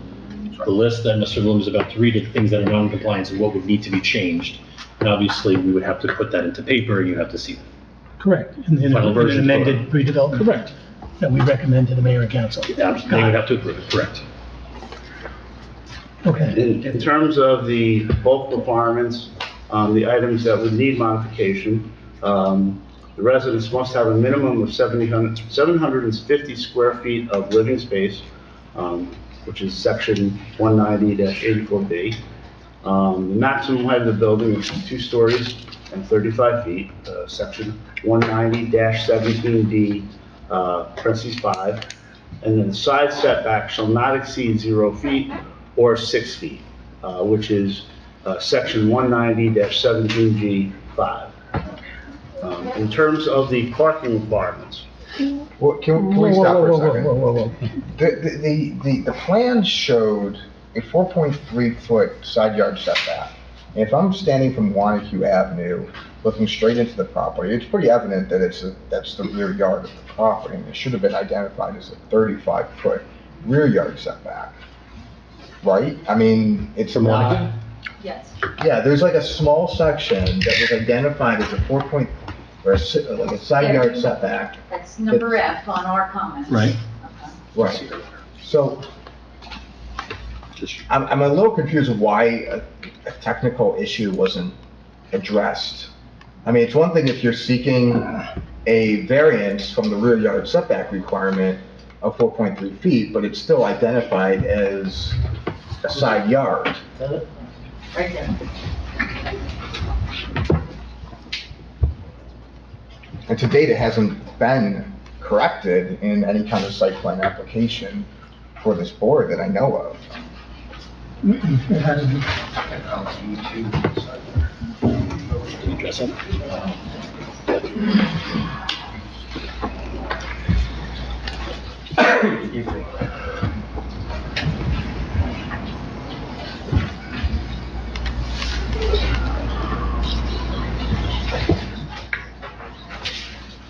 Right, there hasn't been any updated plans based on the comments that we submitted. The only thing that we got was the new survey.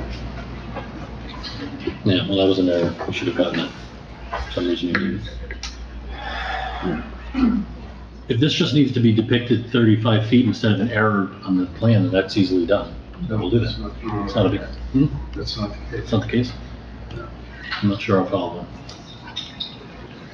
And maybe they want to regroup. Yeah. Take a look at this. This particular point, you're gonna have to. Or I don't know if there's more, I don't know. Yeah, let's go through and we'll whatever we have to come back to, including the lighting, including the something list. Is it possible to get a copy of that letter? Well, I think what, I think is. Colina needs it. we're not gonna get through this letter the right way, so. Well, maybe they should. They did, other things they haven't complied with certain things that are. Right. Keep going through. Okay. In terms of the parking requirements, the items that would be included for changes or require variances, no parking or accessory structure permitted in the front yard.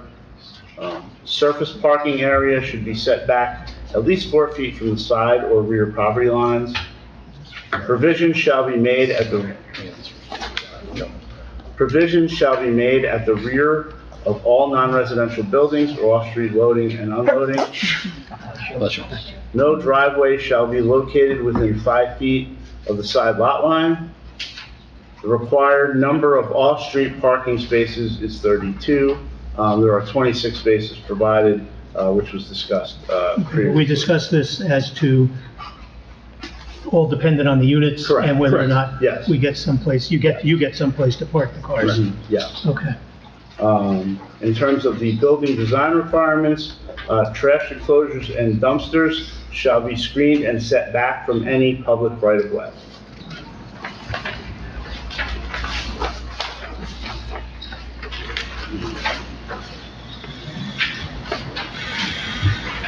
That is You comply with that that. change.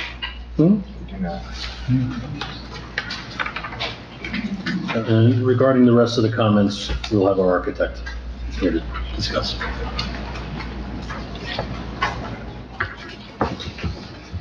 Okay, it's over here. Okay, let's keep going. That's it for the engineer. Okay, questions for the engineer? Yeah, quick question. What's the distance from the front of the building to these proposed 8 parking spaces on the county property? How far would someone have to walk to get to those It depends spaces? on where they grant them. We're asking them to be in front of the cell tower and access from Ivy Street, and it's approximately 300 to the front door, a walk approximately 380 feet. 380 feet, yeah. And theoretically, they have not been able to show us a plan of what they're trying to do with the salt dome. So, my understanding is it could slide somewhere further up Ivy Street, which would add a little bit, but not substantial. Any other board member have a question for the engineer? Can I just ask a question, so on the right page, were all our concerns in the letter answered? No, No. no. Not yet. All right, so we're gonna get They're to them? outstanding. They're gonna be outstanding? Yes. Okay. Yes. Okay, anyone from the public have any questions for the engineer, just based on this testimony? Yes.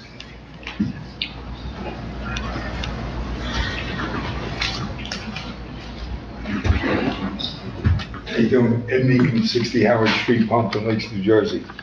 Before you put up a letter from the DEP, could you put that letter back up?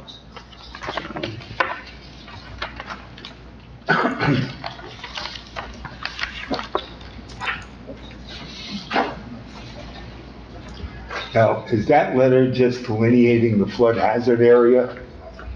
Or is that saying you have an approval to build within the 150 feet riparian zone?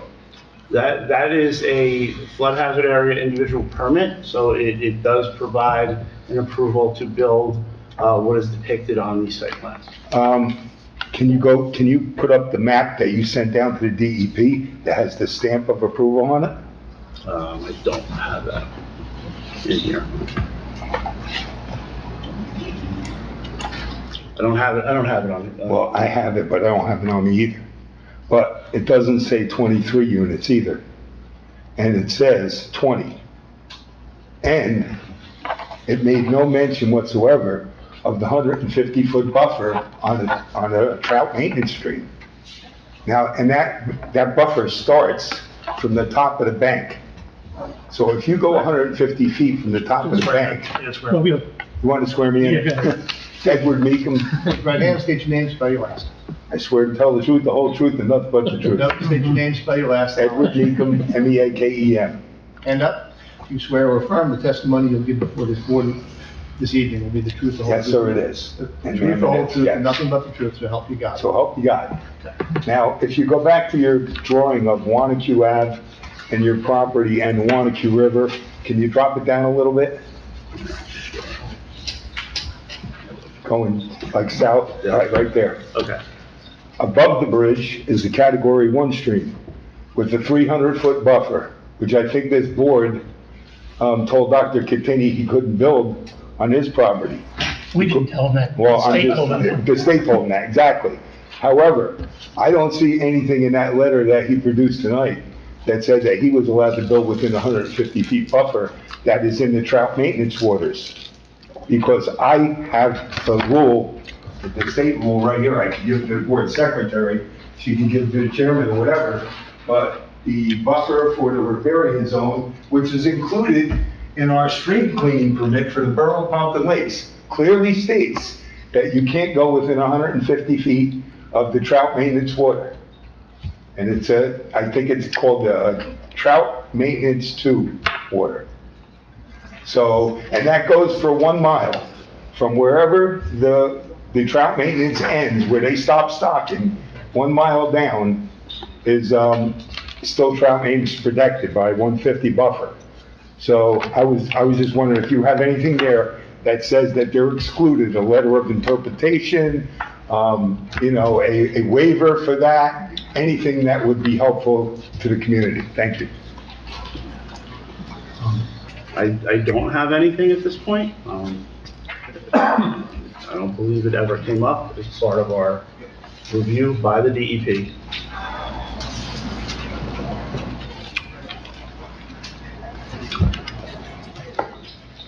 Probably something you should I'm follow up happy to on. comment on something if I may. Go ahead. In You should follow regards, up on that. I'm the board engineer for purposes of this evening. To speak to the gentleman's point, there is a permit apparently that was given to the applicant. If it differs from what is now being presented to this board, there would naturally be some kind of amendment or a recast through the DEP, I think. If this is a non-trout or identified if it's identified that it requires a 150-foot buffer, they will respect that. It looks like they do on this plan. If it's a C1 waterway, you require a 300-foot buffer. So far, so good. I understand. Okay, I just want to be sure everyone's on the same page, so I'm speaking to everyone here. The concern is that it's a very environmentally challenged property by May that's pushing everything away from the Wanacue River. If they show this, I don't think shows it as well as some of the other ones. I think I see I don't know if you have something that shows the actual buffer. I don't think it's shown on this one. No. I'm not too sure. It's hard to say, which is problematic for me. On your scale, if I may, I think it measured 40 feet for 1 inch. So if you check it out, 150 goes over the middle of the parking lot from the street. Because it's counted from the top of the bank. You are absolutely correct. I don't want to contradict anything that they received from the DEP. That's out of my jurisdiction, so I'm just speaking, and we're If I still may, good. the only thing I saw from the DEP was the flood hazard area delineation. Right. I might have this conversation. An individual permit. But the point remains, obviously, any planning board approval is going to be conditioned before a building permit is issued on having the proper approvals. Well, it's going to be for us too, because we're not going to recommend it going forward. Understood. So you're going to have the proper approvals. So ordinarily, we wouldn't have to have the approvals before you make your Correct, action. but everything has to reconcile too, Correct. so. What would be a condition of the RDA? Always is. Of the amendment, right? Always is. Okay. So let's move on. We're not going to solve this tonight. You were in public. Yep. Anyone else from the public have a question for the engineer?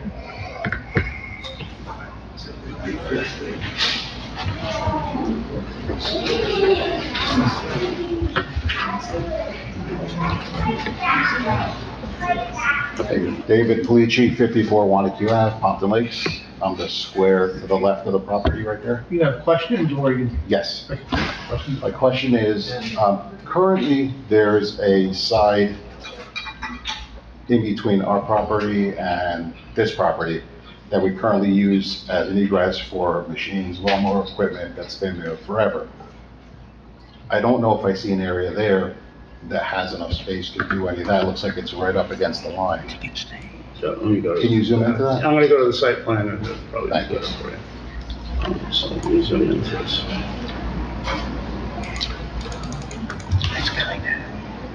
Is this the area you're referring to? You gotta bring it up a little bit. Sorry.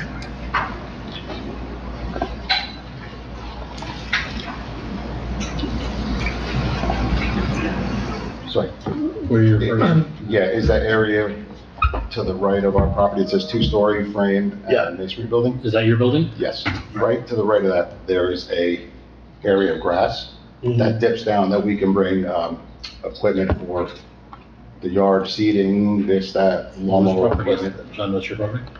I'm sorry? This is on, he's referring to your property? Well, yeah, the equipment would be coming down through our property to their rear yard. And we have no objection as long as we can find a way to make the grading work where that it's showing a retaining wall. You see where it says concrete sidewalk on the side of the building? Yeah, and here. Yeah, I mean, it's a sidewalk. If we can get the grades to work, there's no problem. You know, the width is there, it's a matter of the grades. And currently, they're using, with or without permission, we had made no objections, but they're using our property to access their rear yard.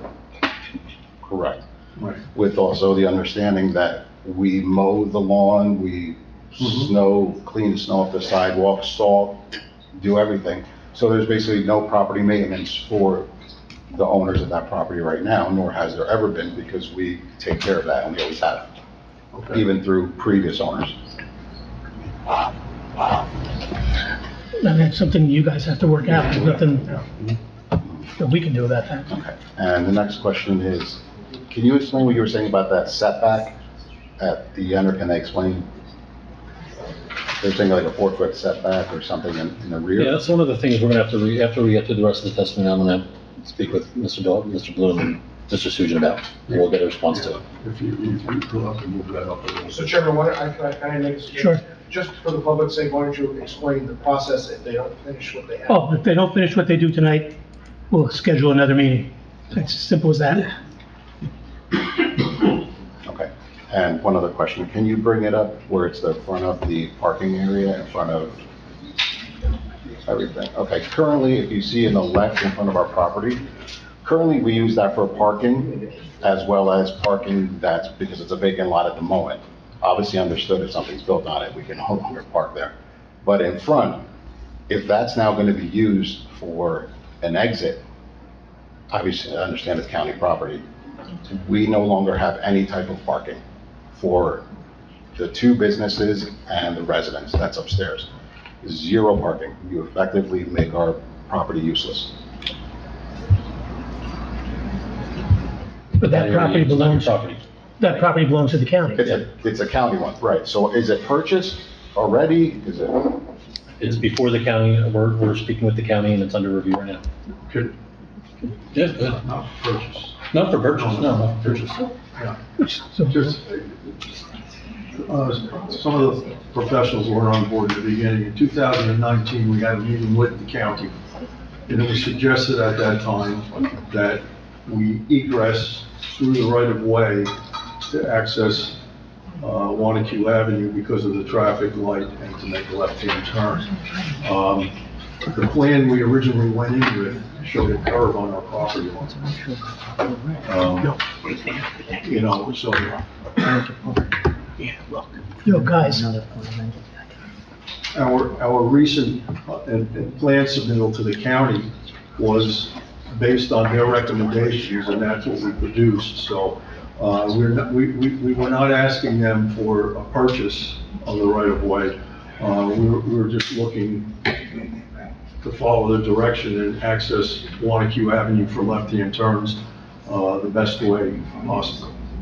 So, and again, if we need to sit down with the county, with our neighbors, we're certainly willing to do that. Yeah. okay. That access is gonna have to be memorialized in a county approval. But that access has nothing to do with this board, right? Because it's a county concern. No, evidently, the county said this is where they would like you to go exit, and they wanted you to have an easement, which you would need through their property. And John, part of that, as you just testified to, was because they don't want to make us making left-hand turns out of the property. Correct. So, I mean, I think you have at least a positive statement from the applicant that they'll work with you on that. I just wanted to Yes? put that out there, that's all. Yeah. Yeah, certainly, we're not trying to render their property useless. Okay. I have a question. Like, I know the county doesn't want you to make a left hand, but right up the street or a building down, they can make a left-hand turn. Like, why? Is there any way you can negotiate that? We'd welcome your help. We tried. And you have a traffic engineer who... I mean, I don't know if it's because it's close to that little bend, but... That, in my professional opinion, is it. They just want left going out. They don't want any type of additional conflicts going through out to this, would be my impression. But we're also discussing something that really has nothing to do with us, right? Well, yes and no. There's people, residents and people here in your town, obviously. You have a two-story frame and masonry building with this gentleman owns right here. It looks like it's existing non-conforming. There may or may not in some way have been some type of agreement for parking to be out in front here in this return area. It is on the right-of-way.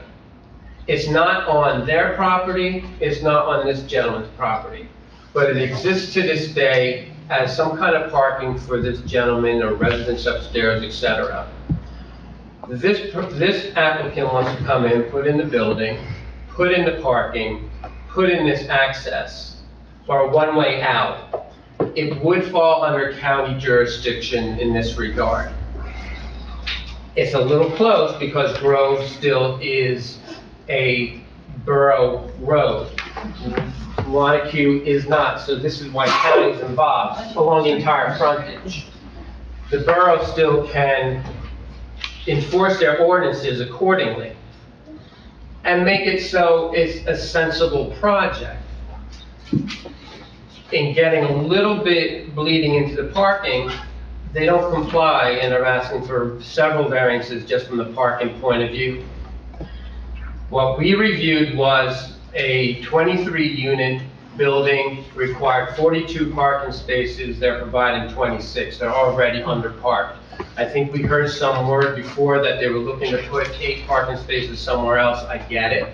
I don't know if that's something that can be arranged or not. They're not compliant with any type of EV or electrical vehicle parking. My concern is just from a health and safety point of view, is that they are going right through where this gentleman uses parking. I don't know if there's any type of agreements in place, maybe he can speak on this. How does that affect your neighbor? This is preferred parking design where you want in and out. You have 2 outs, and 1 in. It's underparked. It speaks to the space usage of their lot. From an environmental point of view, it's pressing everything to the return and making everything smaller where they want 23 units. These are my initial impressions too. When I saw that this return was going through to this area, which can get dangerous real quick, there's a lot of volume here. I think you said you had a traffic study done. I wasn't too sure. I don't think I received anything. There's a lot going on here. The county response here, I have June 15th, says that they're withholding a lot of approvals. I can't even say it's conditional at this point. So I want to be clear that the county is not approving this right now unless based on what I have here on their June 15th report. We haven't, to our satisfaction, even gone through the plan report or any type of bulk requirements. I don't know if this is the place for it or not. I hear they want conditional approval for different type of units. It seems like there's a lot going on here. I don't want to jade anyone, but it's my professional opinion as client. Borough being the client, that there's some kind of retooling here. Well, let me address the under park thing. Well, just to be clear, what we're proposing here is a ratio of 1.5, which is what this board has approved on many other projects. So I would stop short of calling it under parked. Now, our application, when we submitted, we did with an explanation that we were going in for these alternatives, including 17, and if we can't get any alternative parking off, showing 26 and 17 units. So we're consistent with what the board has approved on other projects. So in terms of the other things, I think we went through, I mean, we responded to the general comments, and we can go through them again, but for the question about the rear yard setback, I think we acknowledged the various deviations we need in the redevelopment plan. Did we not? Did we not? That they'll be put off until we get something back from you on that, Yes. right? But in terms of being under park, you are under park. Right. Okay? According to the redevelopment plan, Spaces yes. are going somewhere else. Only if we go to the 23 unit. On site, we can accommodate 26 parking spaces, right? That means 17 units and 26 spaces. Correct. Then you're not under park. That's what I'm saying. Okay. That's correct. Right. Yeah. We only We would not, we would never, there would never be a scenario in which we have 23 units and only 26 parking spaces. Well, that's what I'm seeing on the plan here. That's the plan we received. 23 units with 26 parking spaces. But you had to read the application, because the application was pretty clear in the last page where it was written that, the building has the 23 units in. It may not be 23 units, it may be something else. I mean, it was pretty clear, I think. No, but for clarification purposes, I mean, when you look at an application, you don't look at all these alternatives. It's like where we have to say, okay, this is what you're looking for the max. And if you don't get the max, then you have a different application that you're gonna come in and downsize it to the 17 and the 26, right? I mean, you're asking the board to look at 23 units with parking off-site. That's the real ask here. Right, and if they don't get that. Right. If they don't get it, they wanna give you an alternative application right on the spot here. And it doesn't even speak to any type of Right. existing parking that this gentleman is enjoying right now for whatever reason he's enjoying. I mean, even if you were able to give some kind of cross-access or parking agreement for your next-door neighbor, you still are under park, which would further exacerbate the condition. I mean, I would even roll back at this point to how, I'll pose this question, how is the neighbor being served here? He's not. And that's my opinion. Because his tailored building, his residents are suddenly losing parking so that they can just come on by here. I don't know the answer to that because of the condition that this parking that he uses, I don't know if there's an agreement in place too. I keep going back to that. There may be something or not, I don't know. I'll let you speak because I've been talking too much anyway, but it's just the horizontal characteristics of this as it all plays. It's like, I think it just needs a little bit of a rethinking to help your neighbor. What we heard today was that exit there is there because the county, who has the right of way there, told us to put it there. Okay? I don't know what agreement, as was stated, is in place right now for that parking, but I don't think it's a factor in this application.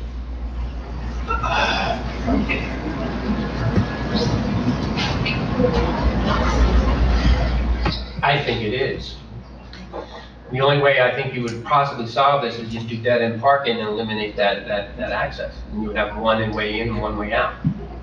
What is the need for the one-way to Grove to Montague? What's your... The left turns. Sorry? So we can make a left turn. Make a left turn out of the site.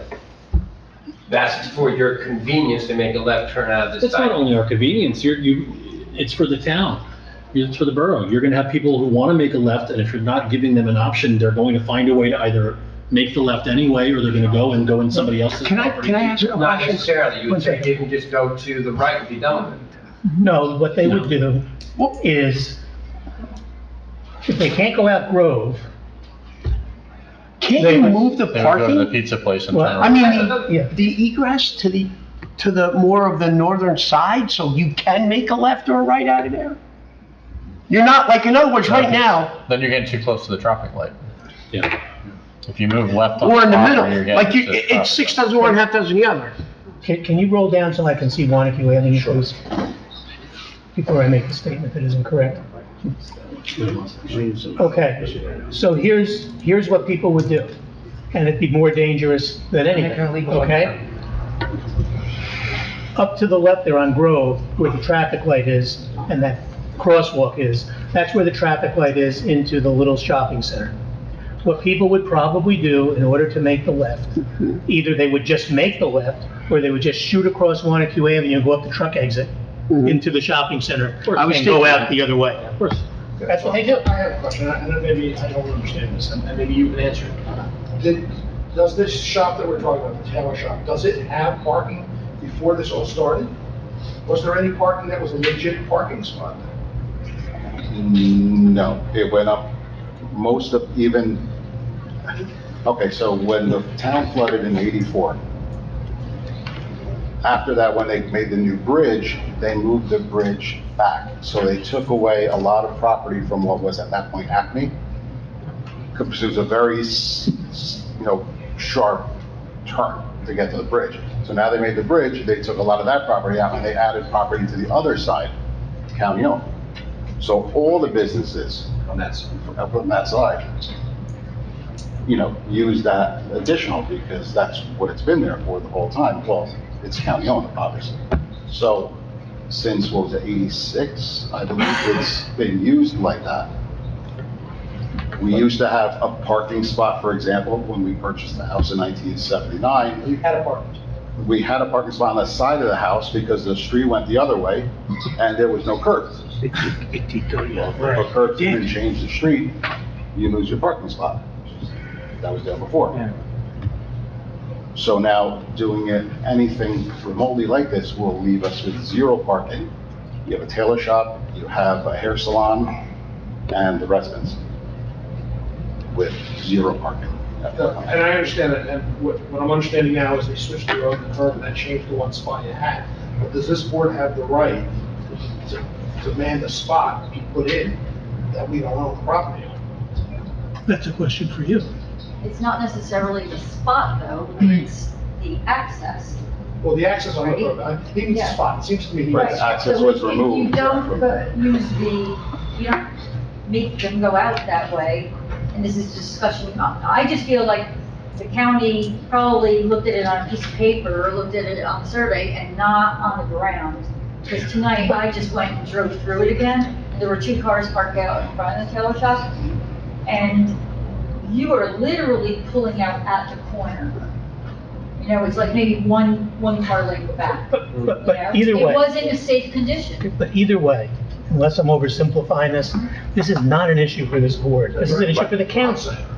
Let me finish. The county is either going to let the applicant use this as an exit, or the county is not going to let him do that, and you'll continue to park there whether or not you're supposed to or not. I just wanted to state that, that's all. That was my question, yeah. Growth is a town. Okay. Thank you. Okay, thanks. If this was the board's position to approve this as is, they would not be able to park there.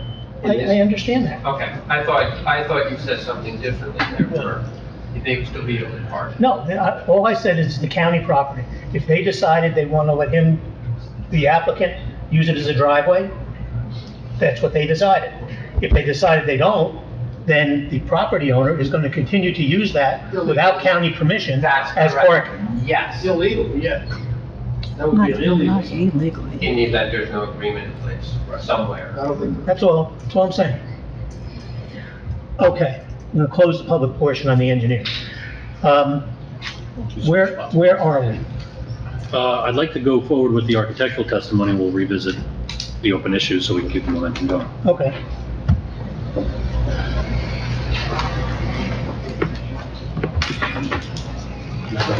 I don't.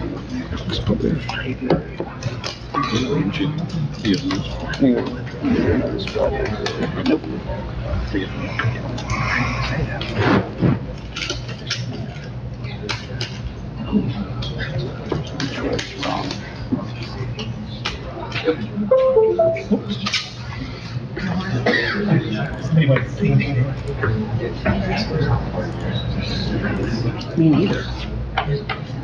All right, Brian, why don't we start by you giving the board the benefit of your experience and. Please. Okay. I graduated from Catholic University in 2007. I've been practicing architecture 15 years. I've been licensed 5 years in both New Jersey and New York. Your license is current? It is. You've testified before boards before? I have not. It's your First time. Okay. Go easy on them. Okay. Please. We'll accept you. Thank you.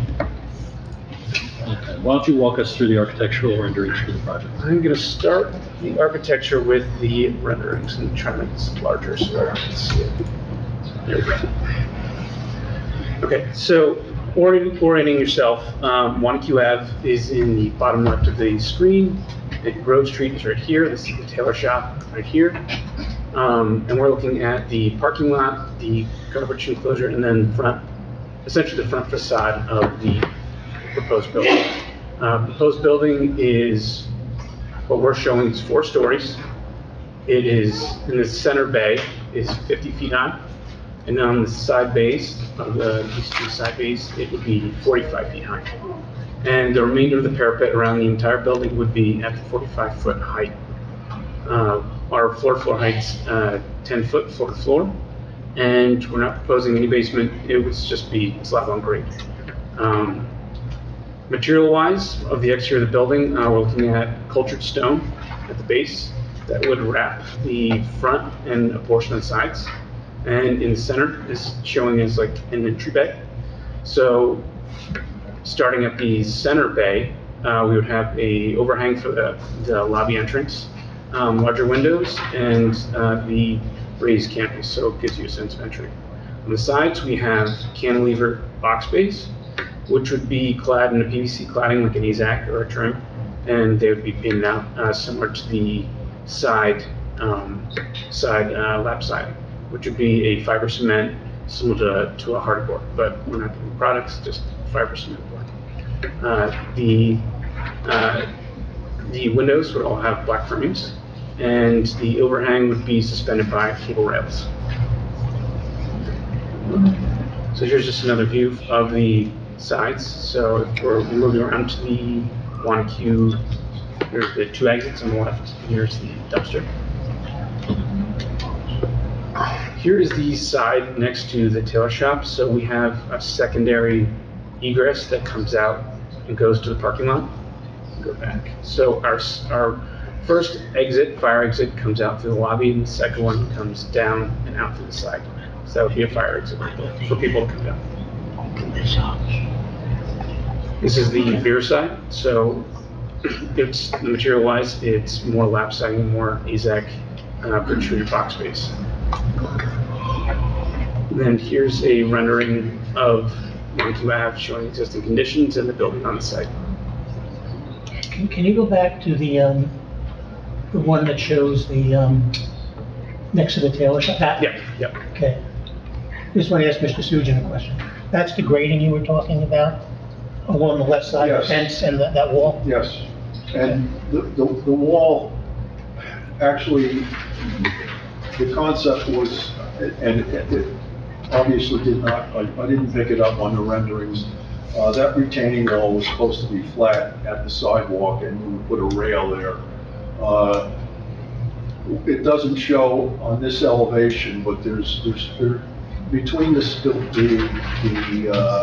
end of the retaining wall and the building, the tailor shop adjacent, I believe there's enough room for them to bring down, yeah, you can kind of see it there.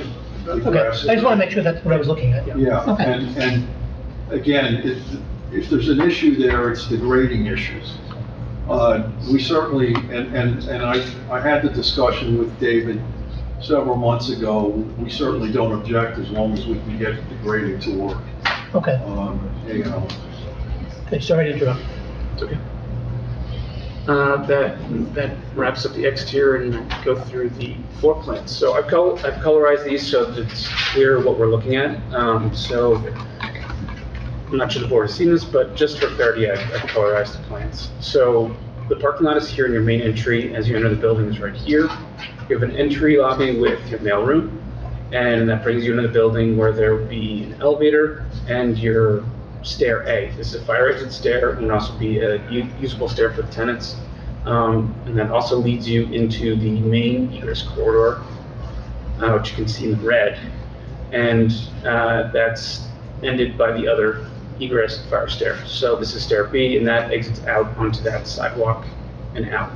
So we have the proper distance between the two fire exit stairs by exiting out onto the sidewalk. All the apartment units are off of this egress corridor, as well as the maintenance room right here, which would include equipment, hot water heaters, general building, HVAC, what have you. The blue, okay. The blue, as you can see, these are 2-bedroom units, which have open living and dining areas, so kitchen and living spaces together. They have a bathroom that's accessible to the open area. The 1-bedroom, the master has an ensuite, which has its own bathroom, and the other bedroom is off the living area. The 1-bedroom units have open living and kitchen space as well, where your kitchen is open to your living space. You have closets, washer, dryer off of there, and then your bedroom with walk-in closet and bathroom on the other side is the typical layout. Because of the angled nature of the plan, they're not identical, they're all fairly different, but they have the same elements. And moving up 1 floor, so the 2nd, 3rd, and 4th floor are all essentially identical. They all have the same layout, and they all have the same egress as well. So as you move up, you still have your elevator and your stair A egress, your stair B egress, and the red is your main corridor. The orange would be 1-bedroom units. The purple blue is a studio, and the blue is a 2-bedroom unit. So similar layouts as what I explained before: open kitchen, living, bathroom, and bedroom space. The studio has a kitchen and joined bedroom and kind of living space, and a bathroom, ADA bathroom. And the rest of the units, I guess I explained the 2 bedrooms. The 1 bedroom is the 2-bedroom unit. It has open kitchen, living, a single bedroom here, and an ensuite in the corner here.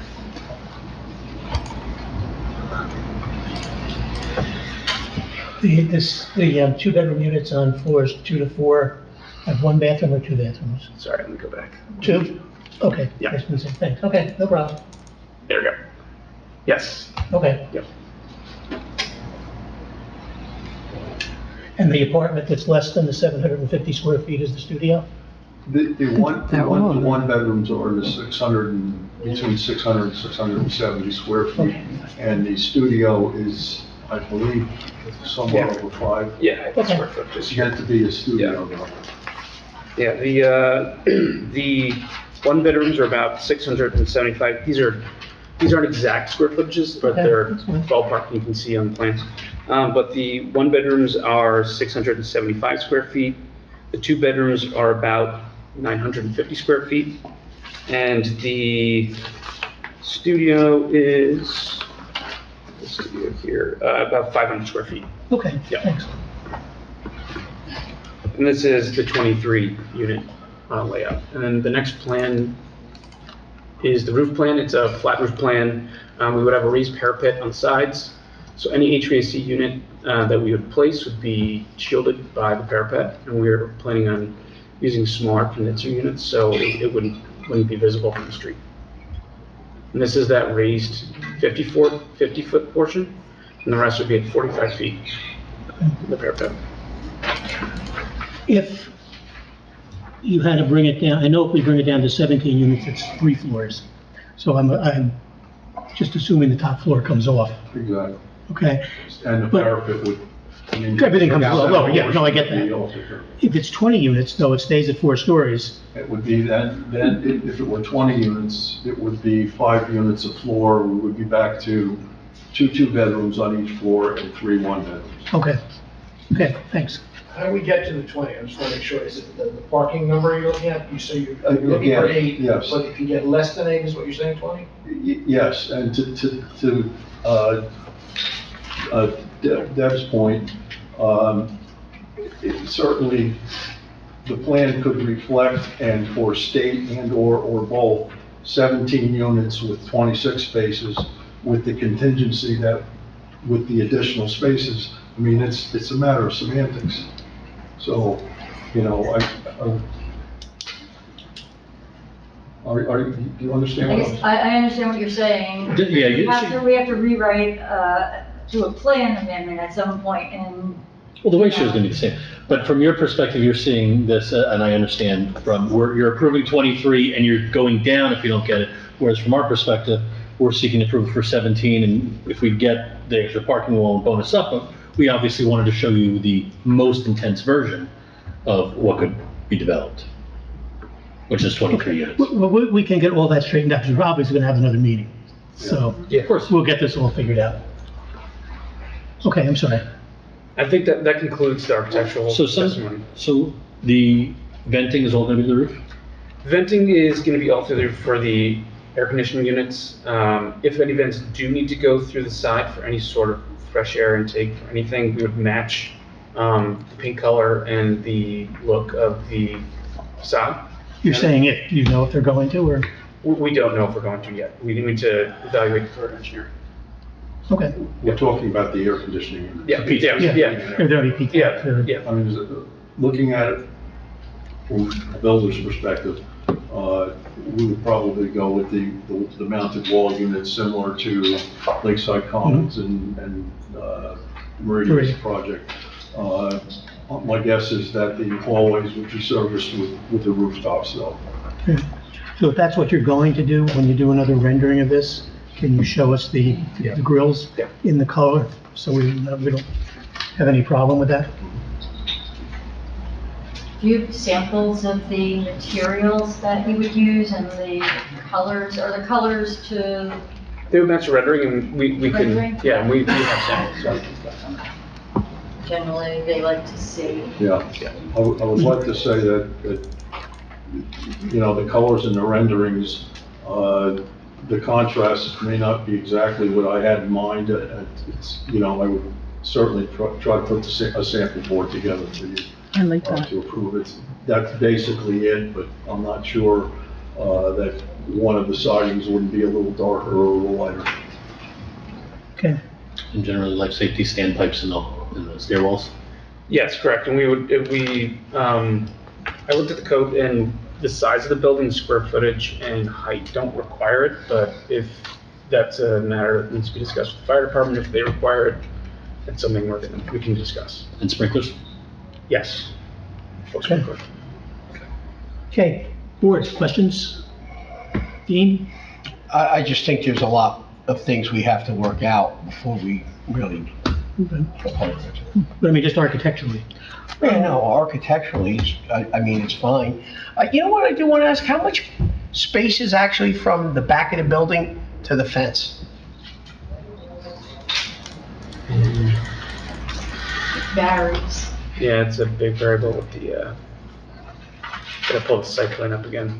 You're saying here? If you go to the rendering, it might be easier to. Yeah, that one. Yeah, like how much space is between the back of the fence to the building? Okay, this again addresses the point of again, irregular shaped property. Originally, we were trying to figure whether the back was, what appears to be the back from Wanacue should be a side yard or a rear yard setback. It apparently is being deemed a rear yard, but if you go to the first corner of that building, Go back to the one you had. Yeah, the rear corner, come there, right there, I believe that, the box bay, the next box bay is where it's 4.3 feet to the property line. I couldn't tell you where the fence is, whether that's 4'3" or further in. The fence may be on, my neighbor's property further in, but that's where the property line is 4.3 feet. Yeah, if I can just expand upon that, if you can assume for purposes of this rendering that the fence is the property line. So that one corner that's closest to us is technically the distance to his rear yard here. or co-shared side yard. Because where the green is in the forefront is the wraparound portion of the property that the applicant doesn't own. It's actually the tail. No, in front of the, no, that's not No, right. the So Taylor, this comes around here. the fence line with the fence line showing along the rear of the Taylors Oh, this is essentially right on the property line. Yeah, that's right. Yeah. That's what I said before. So the technical answer is whatever the distance is here, which is about 5 to 8 feet. Oh. And that area you're pointing to now, you just pointed to, is the area you're talking about moving, machinery down to cut the. Yes, coming through, yes. What happens now is they come down on the outside of the fence and there's a gate at the bottom, in the rear, straight down, Straight down in here. right there. Yeah, it's different. Yeah, and that's, you know, And again, there's gonna be, is the slope changing over there from what it is now, or is it? no, the slope is defined on the plan, how far we can go in order to make the grades work to get a machine down there, is something that we'll have to confer with the engineers on. Right, and I was thinking even if, just to make it work for both of you guys, even if a path had to be carved in a little bit, have stone, just to get him down there without having to carry Yeah. equipment. That's Yeah. something you guys should talk about, I would think. Well, yeah, and I'm gonna suggest that, David and I sit down because, there's a little more to the story on the parking and the access too, that, Okay, let's not do that now because we're, we should sit down and discuss that. you guys. I was just looking to see how much space there was so that you could put a ground ladder up, that's all. It seems like there's Could enough. you go back to the front picture, just so I want to make sure I understand the grass with the, go back, that one. That front corner piece is the county, Correct. right, the whole piece? Yeah, if you, the property line, if you look at the sidewalk in front of the tailor shop, right there, Right. okay, come, Here. right here, that is the property line. That's where the county right-of-way begins, and it traverses diagonally across the sidewalk to a point that's about a foot off the building. Yeah, no, I'm talking about across the street. Across- That green patch. This here? No. No, where the, right there, right there. That's the county. That's completely county. Everything from this curb, from this line that draws diagonally through here to Grove Street and down to the curb is the county right So of is there, way. and it's hard to judge by the drawing. Is there room for one parking spot in that green area, in the county property? No, there's, the traffic light is in here, unfortunately. You see that on the last render. Even if he was not to go forward, I mean, always to go back. You could get two parking spaces, as they're doing now, comfortably in the space that we were going to use for a driveway and one parking. It was my thought that parking space in front would be utilized by them, but again, obviously, there's a lot to discuss there. Right, I mean, I would approach the county and say, is there a way you can find me a spot somehow in the front? Now, granted, it's close to the intersection, close to the light, and, they wouldn't be able to just drive right out to Montague Avenue. But maybe if they were able to access your property and make a turn, that might alleviate So everything. let's let them decide how they're Well, gonna I'm do just that. saying, yeah. Okay. Hey, Jim, architectural questions? I guess a few comments. I mean, looks fairly nice, but I would say just from the early on discussion with the engineer, it just seems like there's just a bit more tightening up that you need to do. Tighten it up, and then I'd make some more decisions once you guys come back. I'm sorry. Once you come back, I'd make some more, more comments at that point. Well, to the extent you have any now that we can revise ahead of time, would be appreciated. I got a couple questions. So there's no interior amenity space for? No, it's just units. Just units. Is stacked washer and dryers? I'm not sure if I heard. They're side by sides. They're side by But side, ADA okay. wise, they have to be side by side now. Okay. This is the new code. And on site, and again, I guess this is somewhat tangential to architecture, but there's exterior amenity space. I see that there's kind of some relatively level land to the riverside next to the apartment.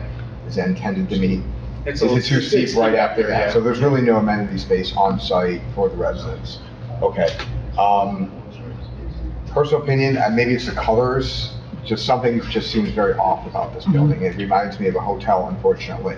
I don't know if it's colors that John referenced, and that's not what you were going for, but in terms of the look, the scheme, I'm a big fan of symmetry. That almost feels too symmetrical to me too, which might be also part of the problem. And again, somewhat related to architectural, but maybe a little bit more site plan. We were talking about lighting in first, at the beginning. This fundamentally becomes sort of an envisioned extension of the downtown. It is in the DVD1 zone. It would be nice to have some pedestrian scale lighting set within the planting area that extends out the lighting that we didn't get to do when we first did it back in 2010 or whatever it was. Just a consideration if we need to add lighting to the site. I think it would be, again, I think it would be a nice treatment in front of the site. So that's what I believe it's DVD 2. It's 2. Oh, I thought it was DVD 1. Not that that makes a difference for decorative lighting. But I think my comment still. Exactly. Abby? Have the same kind of thought on the building, the color. I mean, it sounds like the materials sound good. The, was it a clapboard or cement? Cement, yeah, siding. Cement. Yeah, that, I like that. And the stone, but you know, I know we don't have a lot of guidance right now for design, but I'd like to see if you could like pull something from like our past history or the surrounding area. The stone doesn't seem to kind of go with our area. And when we, you know, there's look to Ringwood, or you go to Christ Church, which is a historic building in Pompton Lakes. You take a look at that stone. Across the street, there's an environment. There's a period home, and that has stone as well. Maybe something that's more conducive to the area, and then take that to lead you to a different colored building that coincides or works nicely with that stone. And I'd like to see something, I don't think we've really addressed it, but I'd like to have some kind of historic nod to our history. We have a really great dynamic history in Pompton Lakes, but that does remind me of a bit of a you know, like something that you would see on the highway, a hotel or what have you. So I'd like something that looks more personal for Pompton Lakes. Ken? I think anything I'm going to say has been said already. Okay. Anyone from the public want to address the architect? Seeing none, we'll close that portion. Next. Traffic. Oh, what? Did you raise your hand? You're pretty fast on that. You gotta listen. Close that section. Mr. Hinton, 443 Montclair Avenue. Just a suggestion, could you go up a story, put parking underneath, and that way you can work out some parking spots for your neighbor next door? We, no. Did you contemplate that? We've been through that around the horn with the DEP, and it won't work. It did not work. Okay. Try to work on layouts. Yeah. It's a good thought. Okay, thank you. Okay. Now we'll close the public session. Next. We just get to get out of here.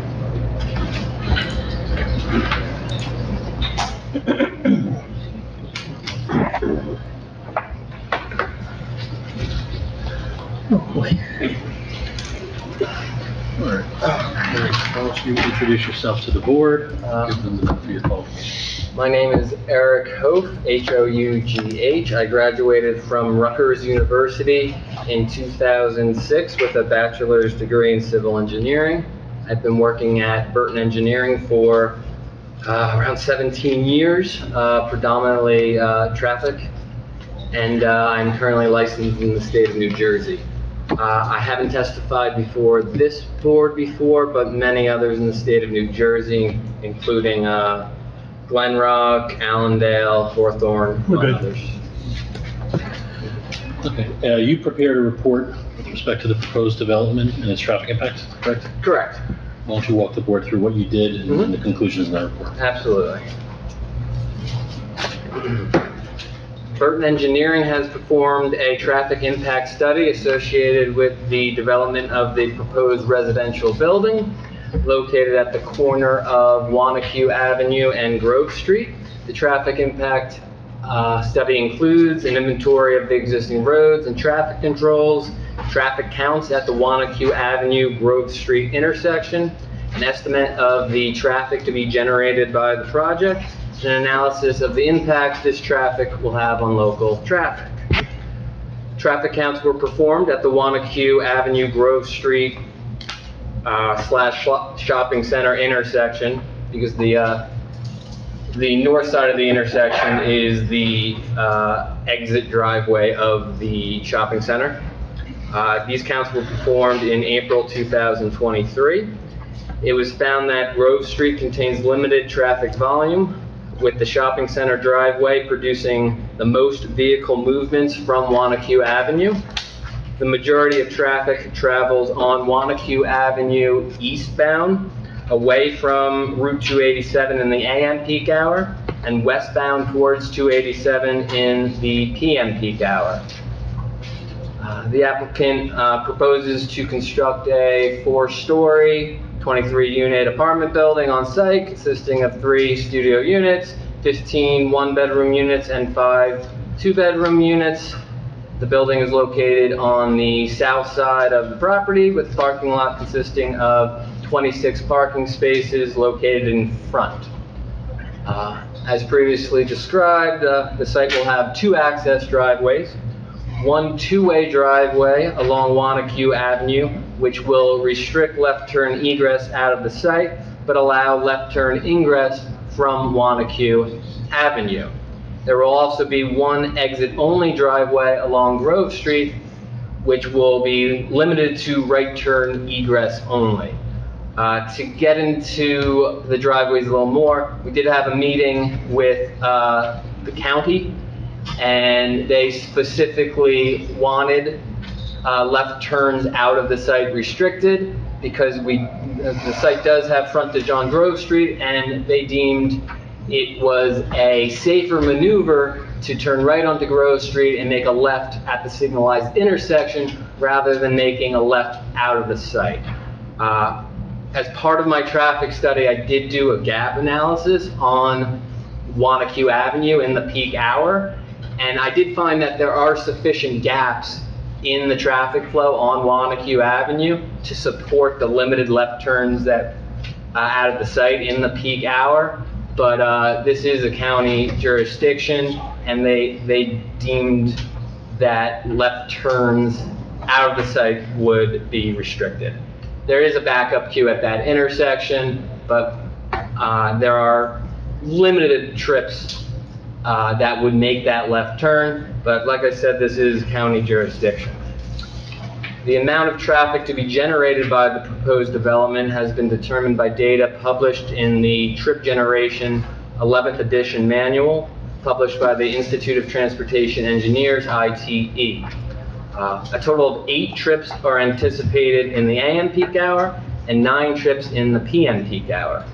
This site-generated traffic has been dispersed onto Wanacue Avenue and Grove Street as per the existing traffic distribution and the anticipated traffic patterns.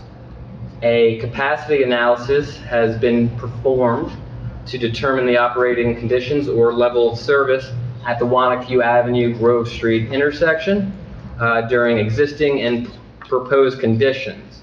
It was found that the overall level of service at the Wanacue Avenue Grove Street intersection remains the same in all peak periods and will operate adequately upon completion of the project.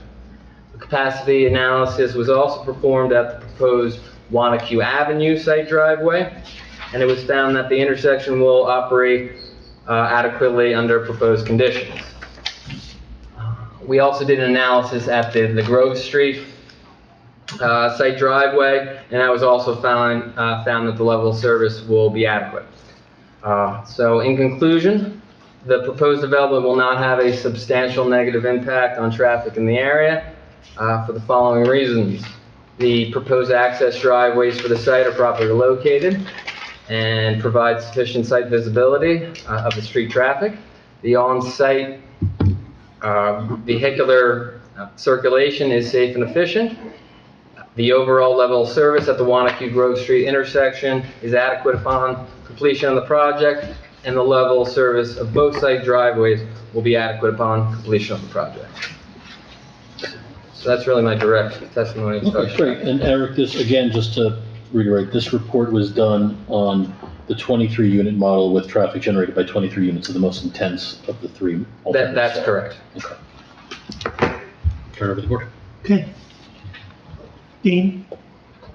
You bet, Jim? Questions? No questions. What was the pedestrian traffic when you observed the site?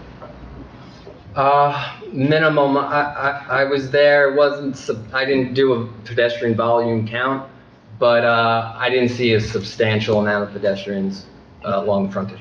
The length of the crosswalk, basically from, I guess maybe the midpoint of the curve to the midpoint of the curve. Do you know what the distance is? From where to where?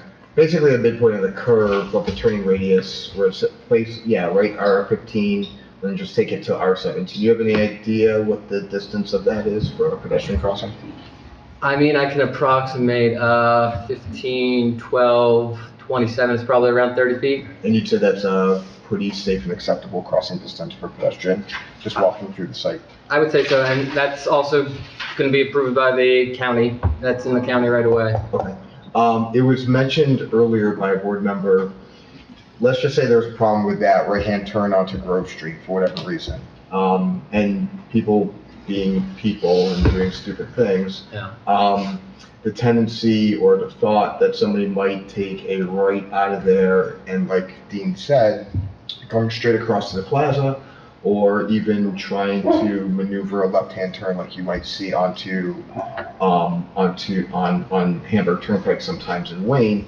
Is there any treatment or anything that you might suggest, even as a public improvement, that might mitigate that potential condition? I know it's a kind of a worst case scenario. As far as you said, Just to discourage any kind of, If this was not allowed. yeah, illegal movements. Or just somebody being dumb. What could you do over here? If somebody, like, to prevent somebody from being tempted from trying to go straight across. Like the county, of course, this is county jurisdiction, and that's why we put the proposed mountable concrete island. That's supposed to facilitate the traffic for right turn egress. Okay. As far as additional things we could do, signage, obviously. I think we are producing signage, no left turns out. But we can talk to the county about additional features, but this is what they It was just raised as a scenario, so I wanted to ask you about it. And obviously, we recognize that, which is why we're trying to get a left-hand turn somewhere. Yeah, understood. Ken? No, I'm fine. Ken? I'm good. I just have an odd question. Yeah. Can't make a left, on the Wanacue Avenue, as I understand the way this is going to work, can't make a left turn out, but the county's allowing a left turn in. Correct. How does that make any sense? You are only passing 2 lanes of traffic rather than 4. It's less crossing patterns. It's a safer maneuver in their mind. They were on the phone, he specifically said, what happens if people drive straight across the street? And in that instance, they are crossing. Oh, yeah, I understand that. But the flip side is if you're running along Wanacue Avenue and decide to make a left turn and then back up the traffic in that lane, it seems just as unsafe to cross the two. To me, anyway. We're not in disagreement. Okay. Yeah, we petitioned for the left-hand turn. Okay. And we're only anticipating 8 trips in the AM and 9 trips in the PM. There's only 1 left turn into the site in the AM and 3 in the PM. So it's not as significant. Okay. So where are we with the county in approving these plans that you have? I believe we had 1 meeting with the county and we resubmitted. So, what determinations we're making are what we want to see from the county, right? How can we make a determination? We can't. We're not. Yeah. We're not. Because we don't know what's going to happen. I found it very interesting in your testimony that on the Grove Street side, that the county says that the property abuts Grove Street. But the property doesn't abut Grove Well, Street, this is just right away, so technically that's frontage, is it not? not across somebody's property. It's nobody's It's not a lot, it's an interesting situation. It's not a lot, it's not a block and lot. It is a right of way that is extended down. And actually, and John can speak to this, the original right of way cut across the parking Yeah, lot, but right, I know that. Yeah. But it just seems odd to me that they say your property abuts Grove. Right, it just seems odd, that's I all. raised the same question. Okay. Any questions for the traffic person? Seeing none, we'll close the public portion. Thank you. Okay. I guess we're to a point where we know what you need to do. yeah, no, very good feedback. We will, What? I thought we did already. You have more to say? I'm only kidding. I always have orders. I was afraid of that. But I would agree with the spirit of what I think we're all saying. I think they have a lot of work to do. It's clear that there's a lot of county implication on Montague Ave and this portion of Grove Street. I agree that this does butt up against the Grove Street right of way, just not the curb. That said, I still, it would behoove the applicant to address to the satisfaction of the county all of their concerns. I refer back to the June 15th county review letter that says that they're still being withheld, so there's no approval from the county. And some of the things they're asking for in a perusal of the letter suggests that there needs to be amendments to the perpendicular positioning of this return out. There's a whole bunch of things to address, which I think should come back before this agency as addressed or substantially addressed before we pick this up. We wouldn't go ahead with that unless all the county issues were resolved anyway. We never do that. Right. We don't do it until all the issues are resolved. I just want to be clear on that. Okay. Good. No, that's fine. Okay. thank you guys. Okay. Yeah, okay. On the proposed changes to the redevelopment plan, it might be helpful to the extent you're going to be asking them to make a recommendation, change made, it could be a pretty clean sheet. This is the current, what's permitted, this is what the Yeah, changes, something like We that. have that, we thought it was submitted, so we will do that. Are we accepting, and I heard some talk about it, are we accepting the 3 phases? I mean, it's up to the board. I don't have a problem with it as chair, because I think it's relatively easy to deal with. Probably what you should do with that, though, look, we know the 26 parking spaces in the front are going to be the same, okay? Where the parking spaces are going to be, that's something we really need to know, because it's also important that if you enter into a lease, it's in perpetuity, okay? Other than that, I think the only thing we really need to see is, and probably only to what's going to happen if the building is 3 stories, unless you want to see what the apartment layout floor is going to be in a 20 unit, that's probably all we need to see. I mean, what else would we need to say? The building's either going to be 20 apartment, 23, 20, or 17. It's going to be 4 stories if it's 23 or 20. It's going to be 3 stories if it's 17. Are we going to be okay with where those parking spots are located, I don't- 380 feet? We're willing to, you would have, obviously have to review that before any permits of where they're located. We just can't say where they're going to be now because of the reasons John Right. stated. But I'm not sure. We're not I'll defer placing them to you. 2,000 feet away. I mean, right, but I mean, if they're placed within a reasonable distance, I mean, can we Yeah, I'd tell like the applicant those. we don't like where the parking spaces are? If you thought that they were too far away and they were. Yeah, I'd like to see a plan showing where they're gonna be. Maybe the just so ones we that they were talking about, like 400, something Yeah. like feet away. Right. 400, visualize it, a football field is like 300, so you But walk it's no in. different than some of the parking that we have in the pond hole for some of the other projects. So- Or existing too, even existing.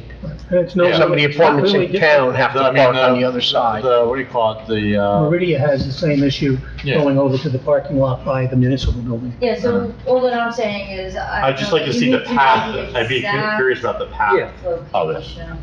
Okay. I mean, I think even if we said it's only 200 feet or whatever it may be, which is not that big of a deal, it'd just be nice to see what the project is going to look like in completion, so we can make a final When the assessment. county, when the county came to us, they actually showed us on their plan, they said, they talked about these 8 spaces, but they had said initially, it could be in this location, but if we put a building here, then, you know, Because they don't know where it is yet. reallocate it and give it somewhere else. They don't know where it is. They just have to guarantee the 8. So I don't think that they know yet. I don't think they do either. So, And I- so just so I'm understanding, what we just talked about, are we waiting until the full compliance of everything, including if they have the spots or not, to review this application? I think that's up to you guys as to what you want to do. No, because that may be a while. That's what I'm saying. Right, that's why we're seeking the alternatives. If we were waiting for that, we would have gotten that and just gone in with one alternative. The reason we're seeking the alternatives is because at the time, the county's not going to be ready to negotiate that anytime soon. But we All can right, so let's see certainly, where we are next we week. can certainly make it a contingent upon then being in perpetuity. Obviously, that's Right. number one. Number two, we can have a distance requirement. That's number, and next time we come back, we can talk about having some sort of a sketch and a rough estimate of where they may be Okay. and the path, pedestrian travel. There's no, Yeah, I was there's just no concerned about the sidewalks. path from there to your site. I don't believe there's sidewalks along Grove and Ivy. What was that? Sorry. There's no sidewalks along sidewalks. Grove and Ivy. No, there's a partial. I've done sketches of what I thought would be Where a pedestrian. where the parking would be and how we would access, and, my thought was that there's a sidewalk on the other side of Grove that extends, through the first property, the Wanacue Avenue property, and then dead ends. My thought was that we would extend that sidewalk up to Ivy Street, and, then it would either be directly across the street to the parking, or we'd have to extend the sidewalk further up if we were accessing it further up on the street. Sorry, John, when you say "we," are you saying that We as the builder. as a developer would build that sidewalk to facilitate? Yeah, well, if As an off-site it improvement or becomes something like yeah, as long as we're given access, we would certainly have to do that, yeah. Okay. Yeah. I mean, the sidewalk, I would think, yes, the parking, probably becomes a matter of negotiation with the county, assuming that happens. Okay. And if not, it's 17 units with 26 lots. 17 units, yeah. Okay. I wasted a lot of time. Okay, thank you. Thank you for all the feedback. Okay. Thank you. Okay, next portion of the meeting is public discussion. Anyone, what? I just said that. Oh, no, for that. Oh, what? No, we did the architect, we did everybody. What? Anything closer, you're gonna have to come back. Right, they're gonna come back. Okay. I'm fine with that. Where was I? Oh, next part of the meeting is public discussion. Is anyone that wants to address us about anything that we do? Yes, we have somebody. Yes, ma'am.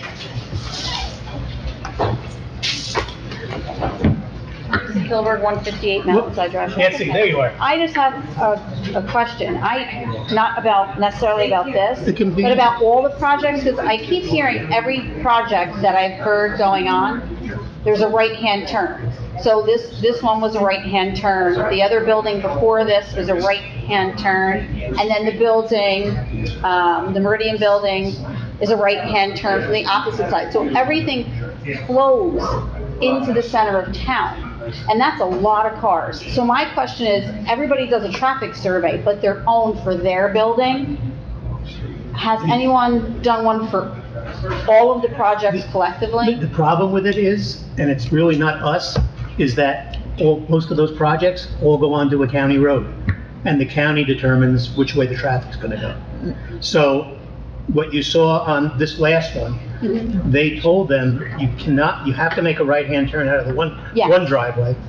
And the only way you can make a left is at the traffic light, where you could make a left or a right. Meridia has the same thing. In fact, I believe what they want the developer to do is where their driveway comes out onto Wanacue, they want a sign on the other side of the street that says, no left-hand turn. Yes, well, I can Okay? So understand. they gotta go right. They have to go They right, have but to that's go what right. I'm saying, so all the traffic leads But that's not, into the center that's of nothing the town. borough controls. But I think what she But said, let me, because the Meridian one's gonna make a right-hand turn and go towards the Yes. grocery store. I mean, I know that's This opposite project is gonna direction. come back the other direction, so they're gonna be, I think the concern is cumulative. that's what I was gonna Yes, say. it's, Yeah. Well, Yeah. it's totality of all, of the. yeah, I Yeah. mean, that's why Good when point. someone spoke about It's a a good traffic point, light, but- that's why I think they were asking, because this is collectively a lot of cars, it's not just one building. No, I understood. mean, and that's something that the residents would have to address with the county, is that what you're saying? Right, Well, so, yeah. if I may, Yeah, sure. any county road, we can't make any decisions on light, left, right, any of that. Okay, Cumulatively, if all these projects are ending up on county road, and we feel that there's a situation, we would reach out to the county and say, hey, we have a concern. But the county, at the end of the day, will make their determination on what they think is right. And they'll do their own studies and things, but we as a town can't do anything. okay, so that doesn't really happen then until the buildings are up and the traffic is there, is I that? can't answer I that, mean, but I- I that's think sort the of, county does ongoing studies, honestly, throughout the county, but not all the time. I okay, do think they do studies to see the traffic flow and everything else. Mike, do we have to I'm just- wait for that moment, that nth degree of basically like, holy cow, you know? Well, that's what I'm gridlock, concerned about. For them to finally do that study and We make can make it. recommendations. We can get I mean, something we have a lot of people, I mean, we all drive through the center of town. It's 6 blocks long and people Yeah. dart out in front of your car now. I can't imagine having that many more cars and that many more people and what's gonna happen. I'm just, So- thinking of people getting hurt. Realistically, what we could, I mean, this project, obviously, with truthfully, 26 units, 23 units. Oh, that's not, That's not. that's why I but, like, didn't come let's up when just say they the spoke, because it has 386 really nothing to do with that. Comes to fruition, they have an application. I don't think there's anything beyond this board to say, you should do a traffic analysis, show that you consider traffic generation developed, created by Capadagli, by Lakeside, which is existing, so it should be already part of the traffic, 223 Wanacue Avenue, 52 or whatever this is here, 60, I'm sorry. 60 Wanacue Avenue, like all of these things, if you know, there's background traffic information that you develop into a traffic model, but then if you have known developments and you have an expectation of what the traffic generation is based on IT standards, you can develop that into a model and you can kind of show. Now, what there isn't though necessarily is, let's say, again, 386 units or whatever gets approved, and theoretically, we could be looking at another, let's just throw out a scary number, another 1,000 units built in the downtown. We wouldn't necessarily be able to compel them to say, show us what another 1,000 units is gonna look like in Wanacue Avenue. We kind of have to take chips and pieces based on what we think we're going to develop or what is going to be developed, what is already existing or what is coming online in the near future. no, we could then have each group after them Correct, and then. do that study Yeah, based on the definitely. previous So study. you're saying that each developer would do that, and then just the next one who did it would add on? Pretty much. Okay. Started today. But it doesn't solve the problem of county roads. No, Yeah, no. study determines the level of service is good. I do think it's a great idea, though. I mean, you gotta do a big study eventually. Coming in from Wanacue into Pompton Lakes, where it used to be 2 lanes. The county never even reached out to us about making that. They just changed They it? just changed it, called us up and said, we're making Where one is this? lane with the bike lane that they put in. Yeah. Oh, Ringwood Avenue? Yeah, Ringwood They Avenue. absolutely did come to us. But that, they, told like, us that's what what, they're doing, but they didn't ask us how we felt. Well, not gonna do So, that. they could just come in and do whatever. well, that's what I said, though. I think that's why the county does studies. They might not pick Pompton Lakes, but they do. They go through the county roads every so many years. Okay. But I do think that, especially if we get, say the Plaza one comes through or something like that, I mean, I do think we need to start pushing for more of that comprehensive one. Because Wanacue Ave, yes, it's gonna get very, very crazy. Well, it's already pretty busy. Yeah. Add in when the schools, obviously come, back online. That's a lot of cars. I'm just concerned about safety of and pedestrians. And if you want to take the county at their best, I always use this example. When you go to CVS, the way they design that driveway, that's Oh, my turn God. into CVS, that's your county at work. Well, I'm just thinking, so if the public kind of pushes, can we call the county and say, hey, what's going on? Yeah, why not? You I could would definitely put definitely say the that. pressure on them. Yeah, okay, thank you. Okay, you're welcome. Thank you. Anyone else from the public wish to address us? You raising your hand, or is- I just want to know. It's Vicky. Close the public session. Motion to adjourn. Thank you all. Okay, thank you. Okay.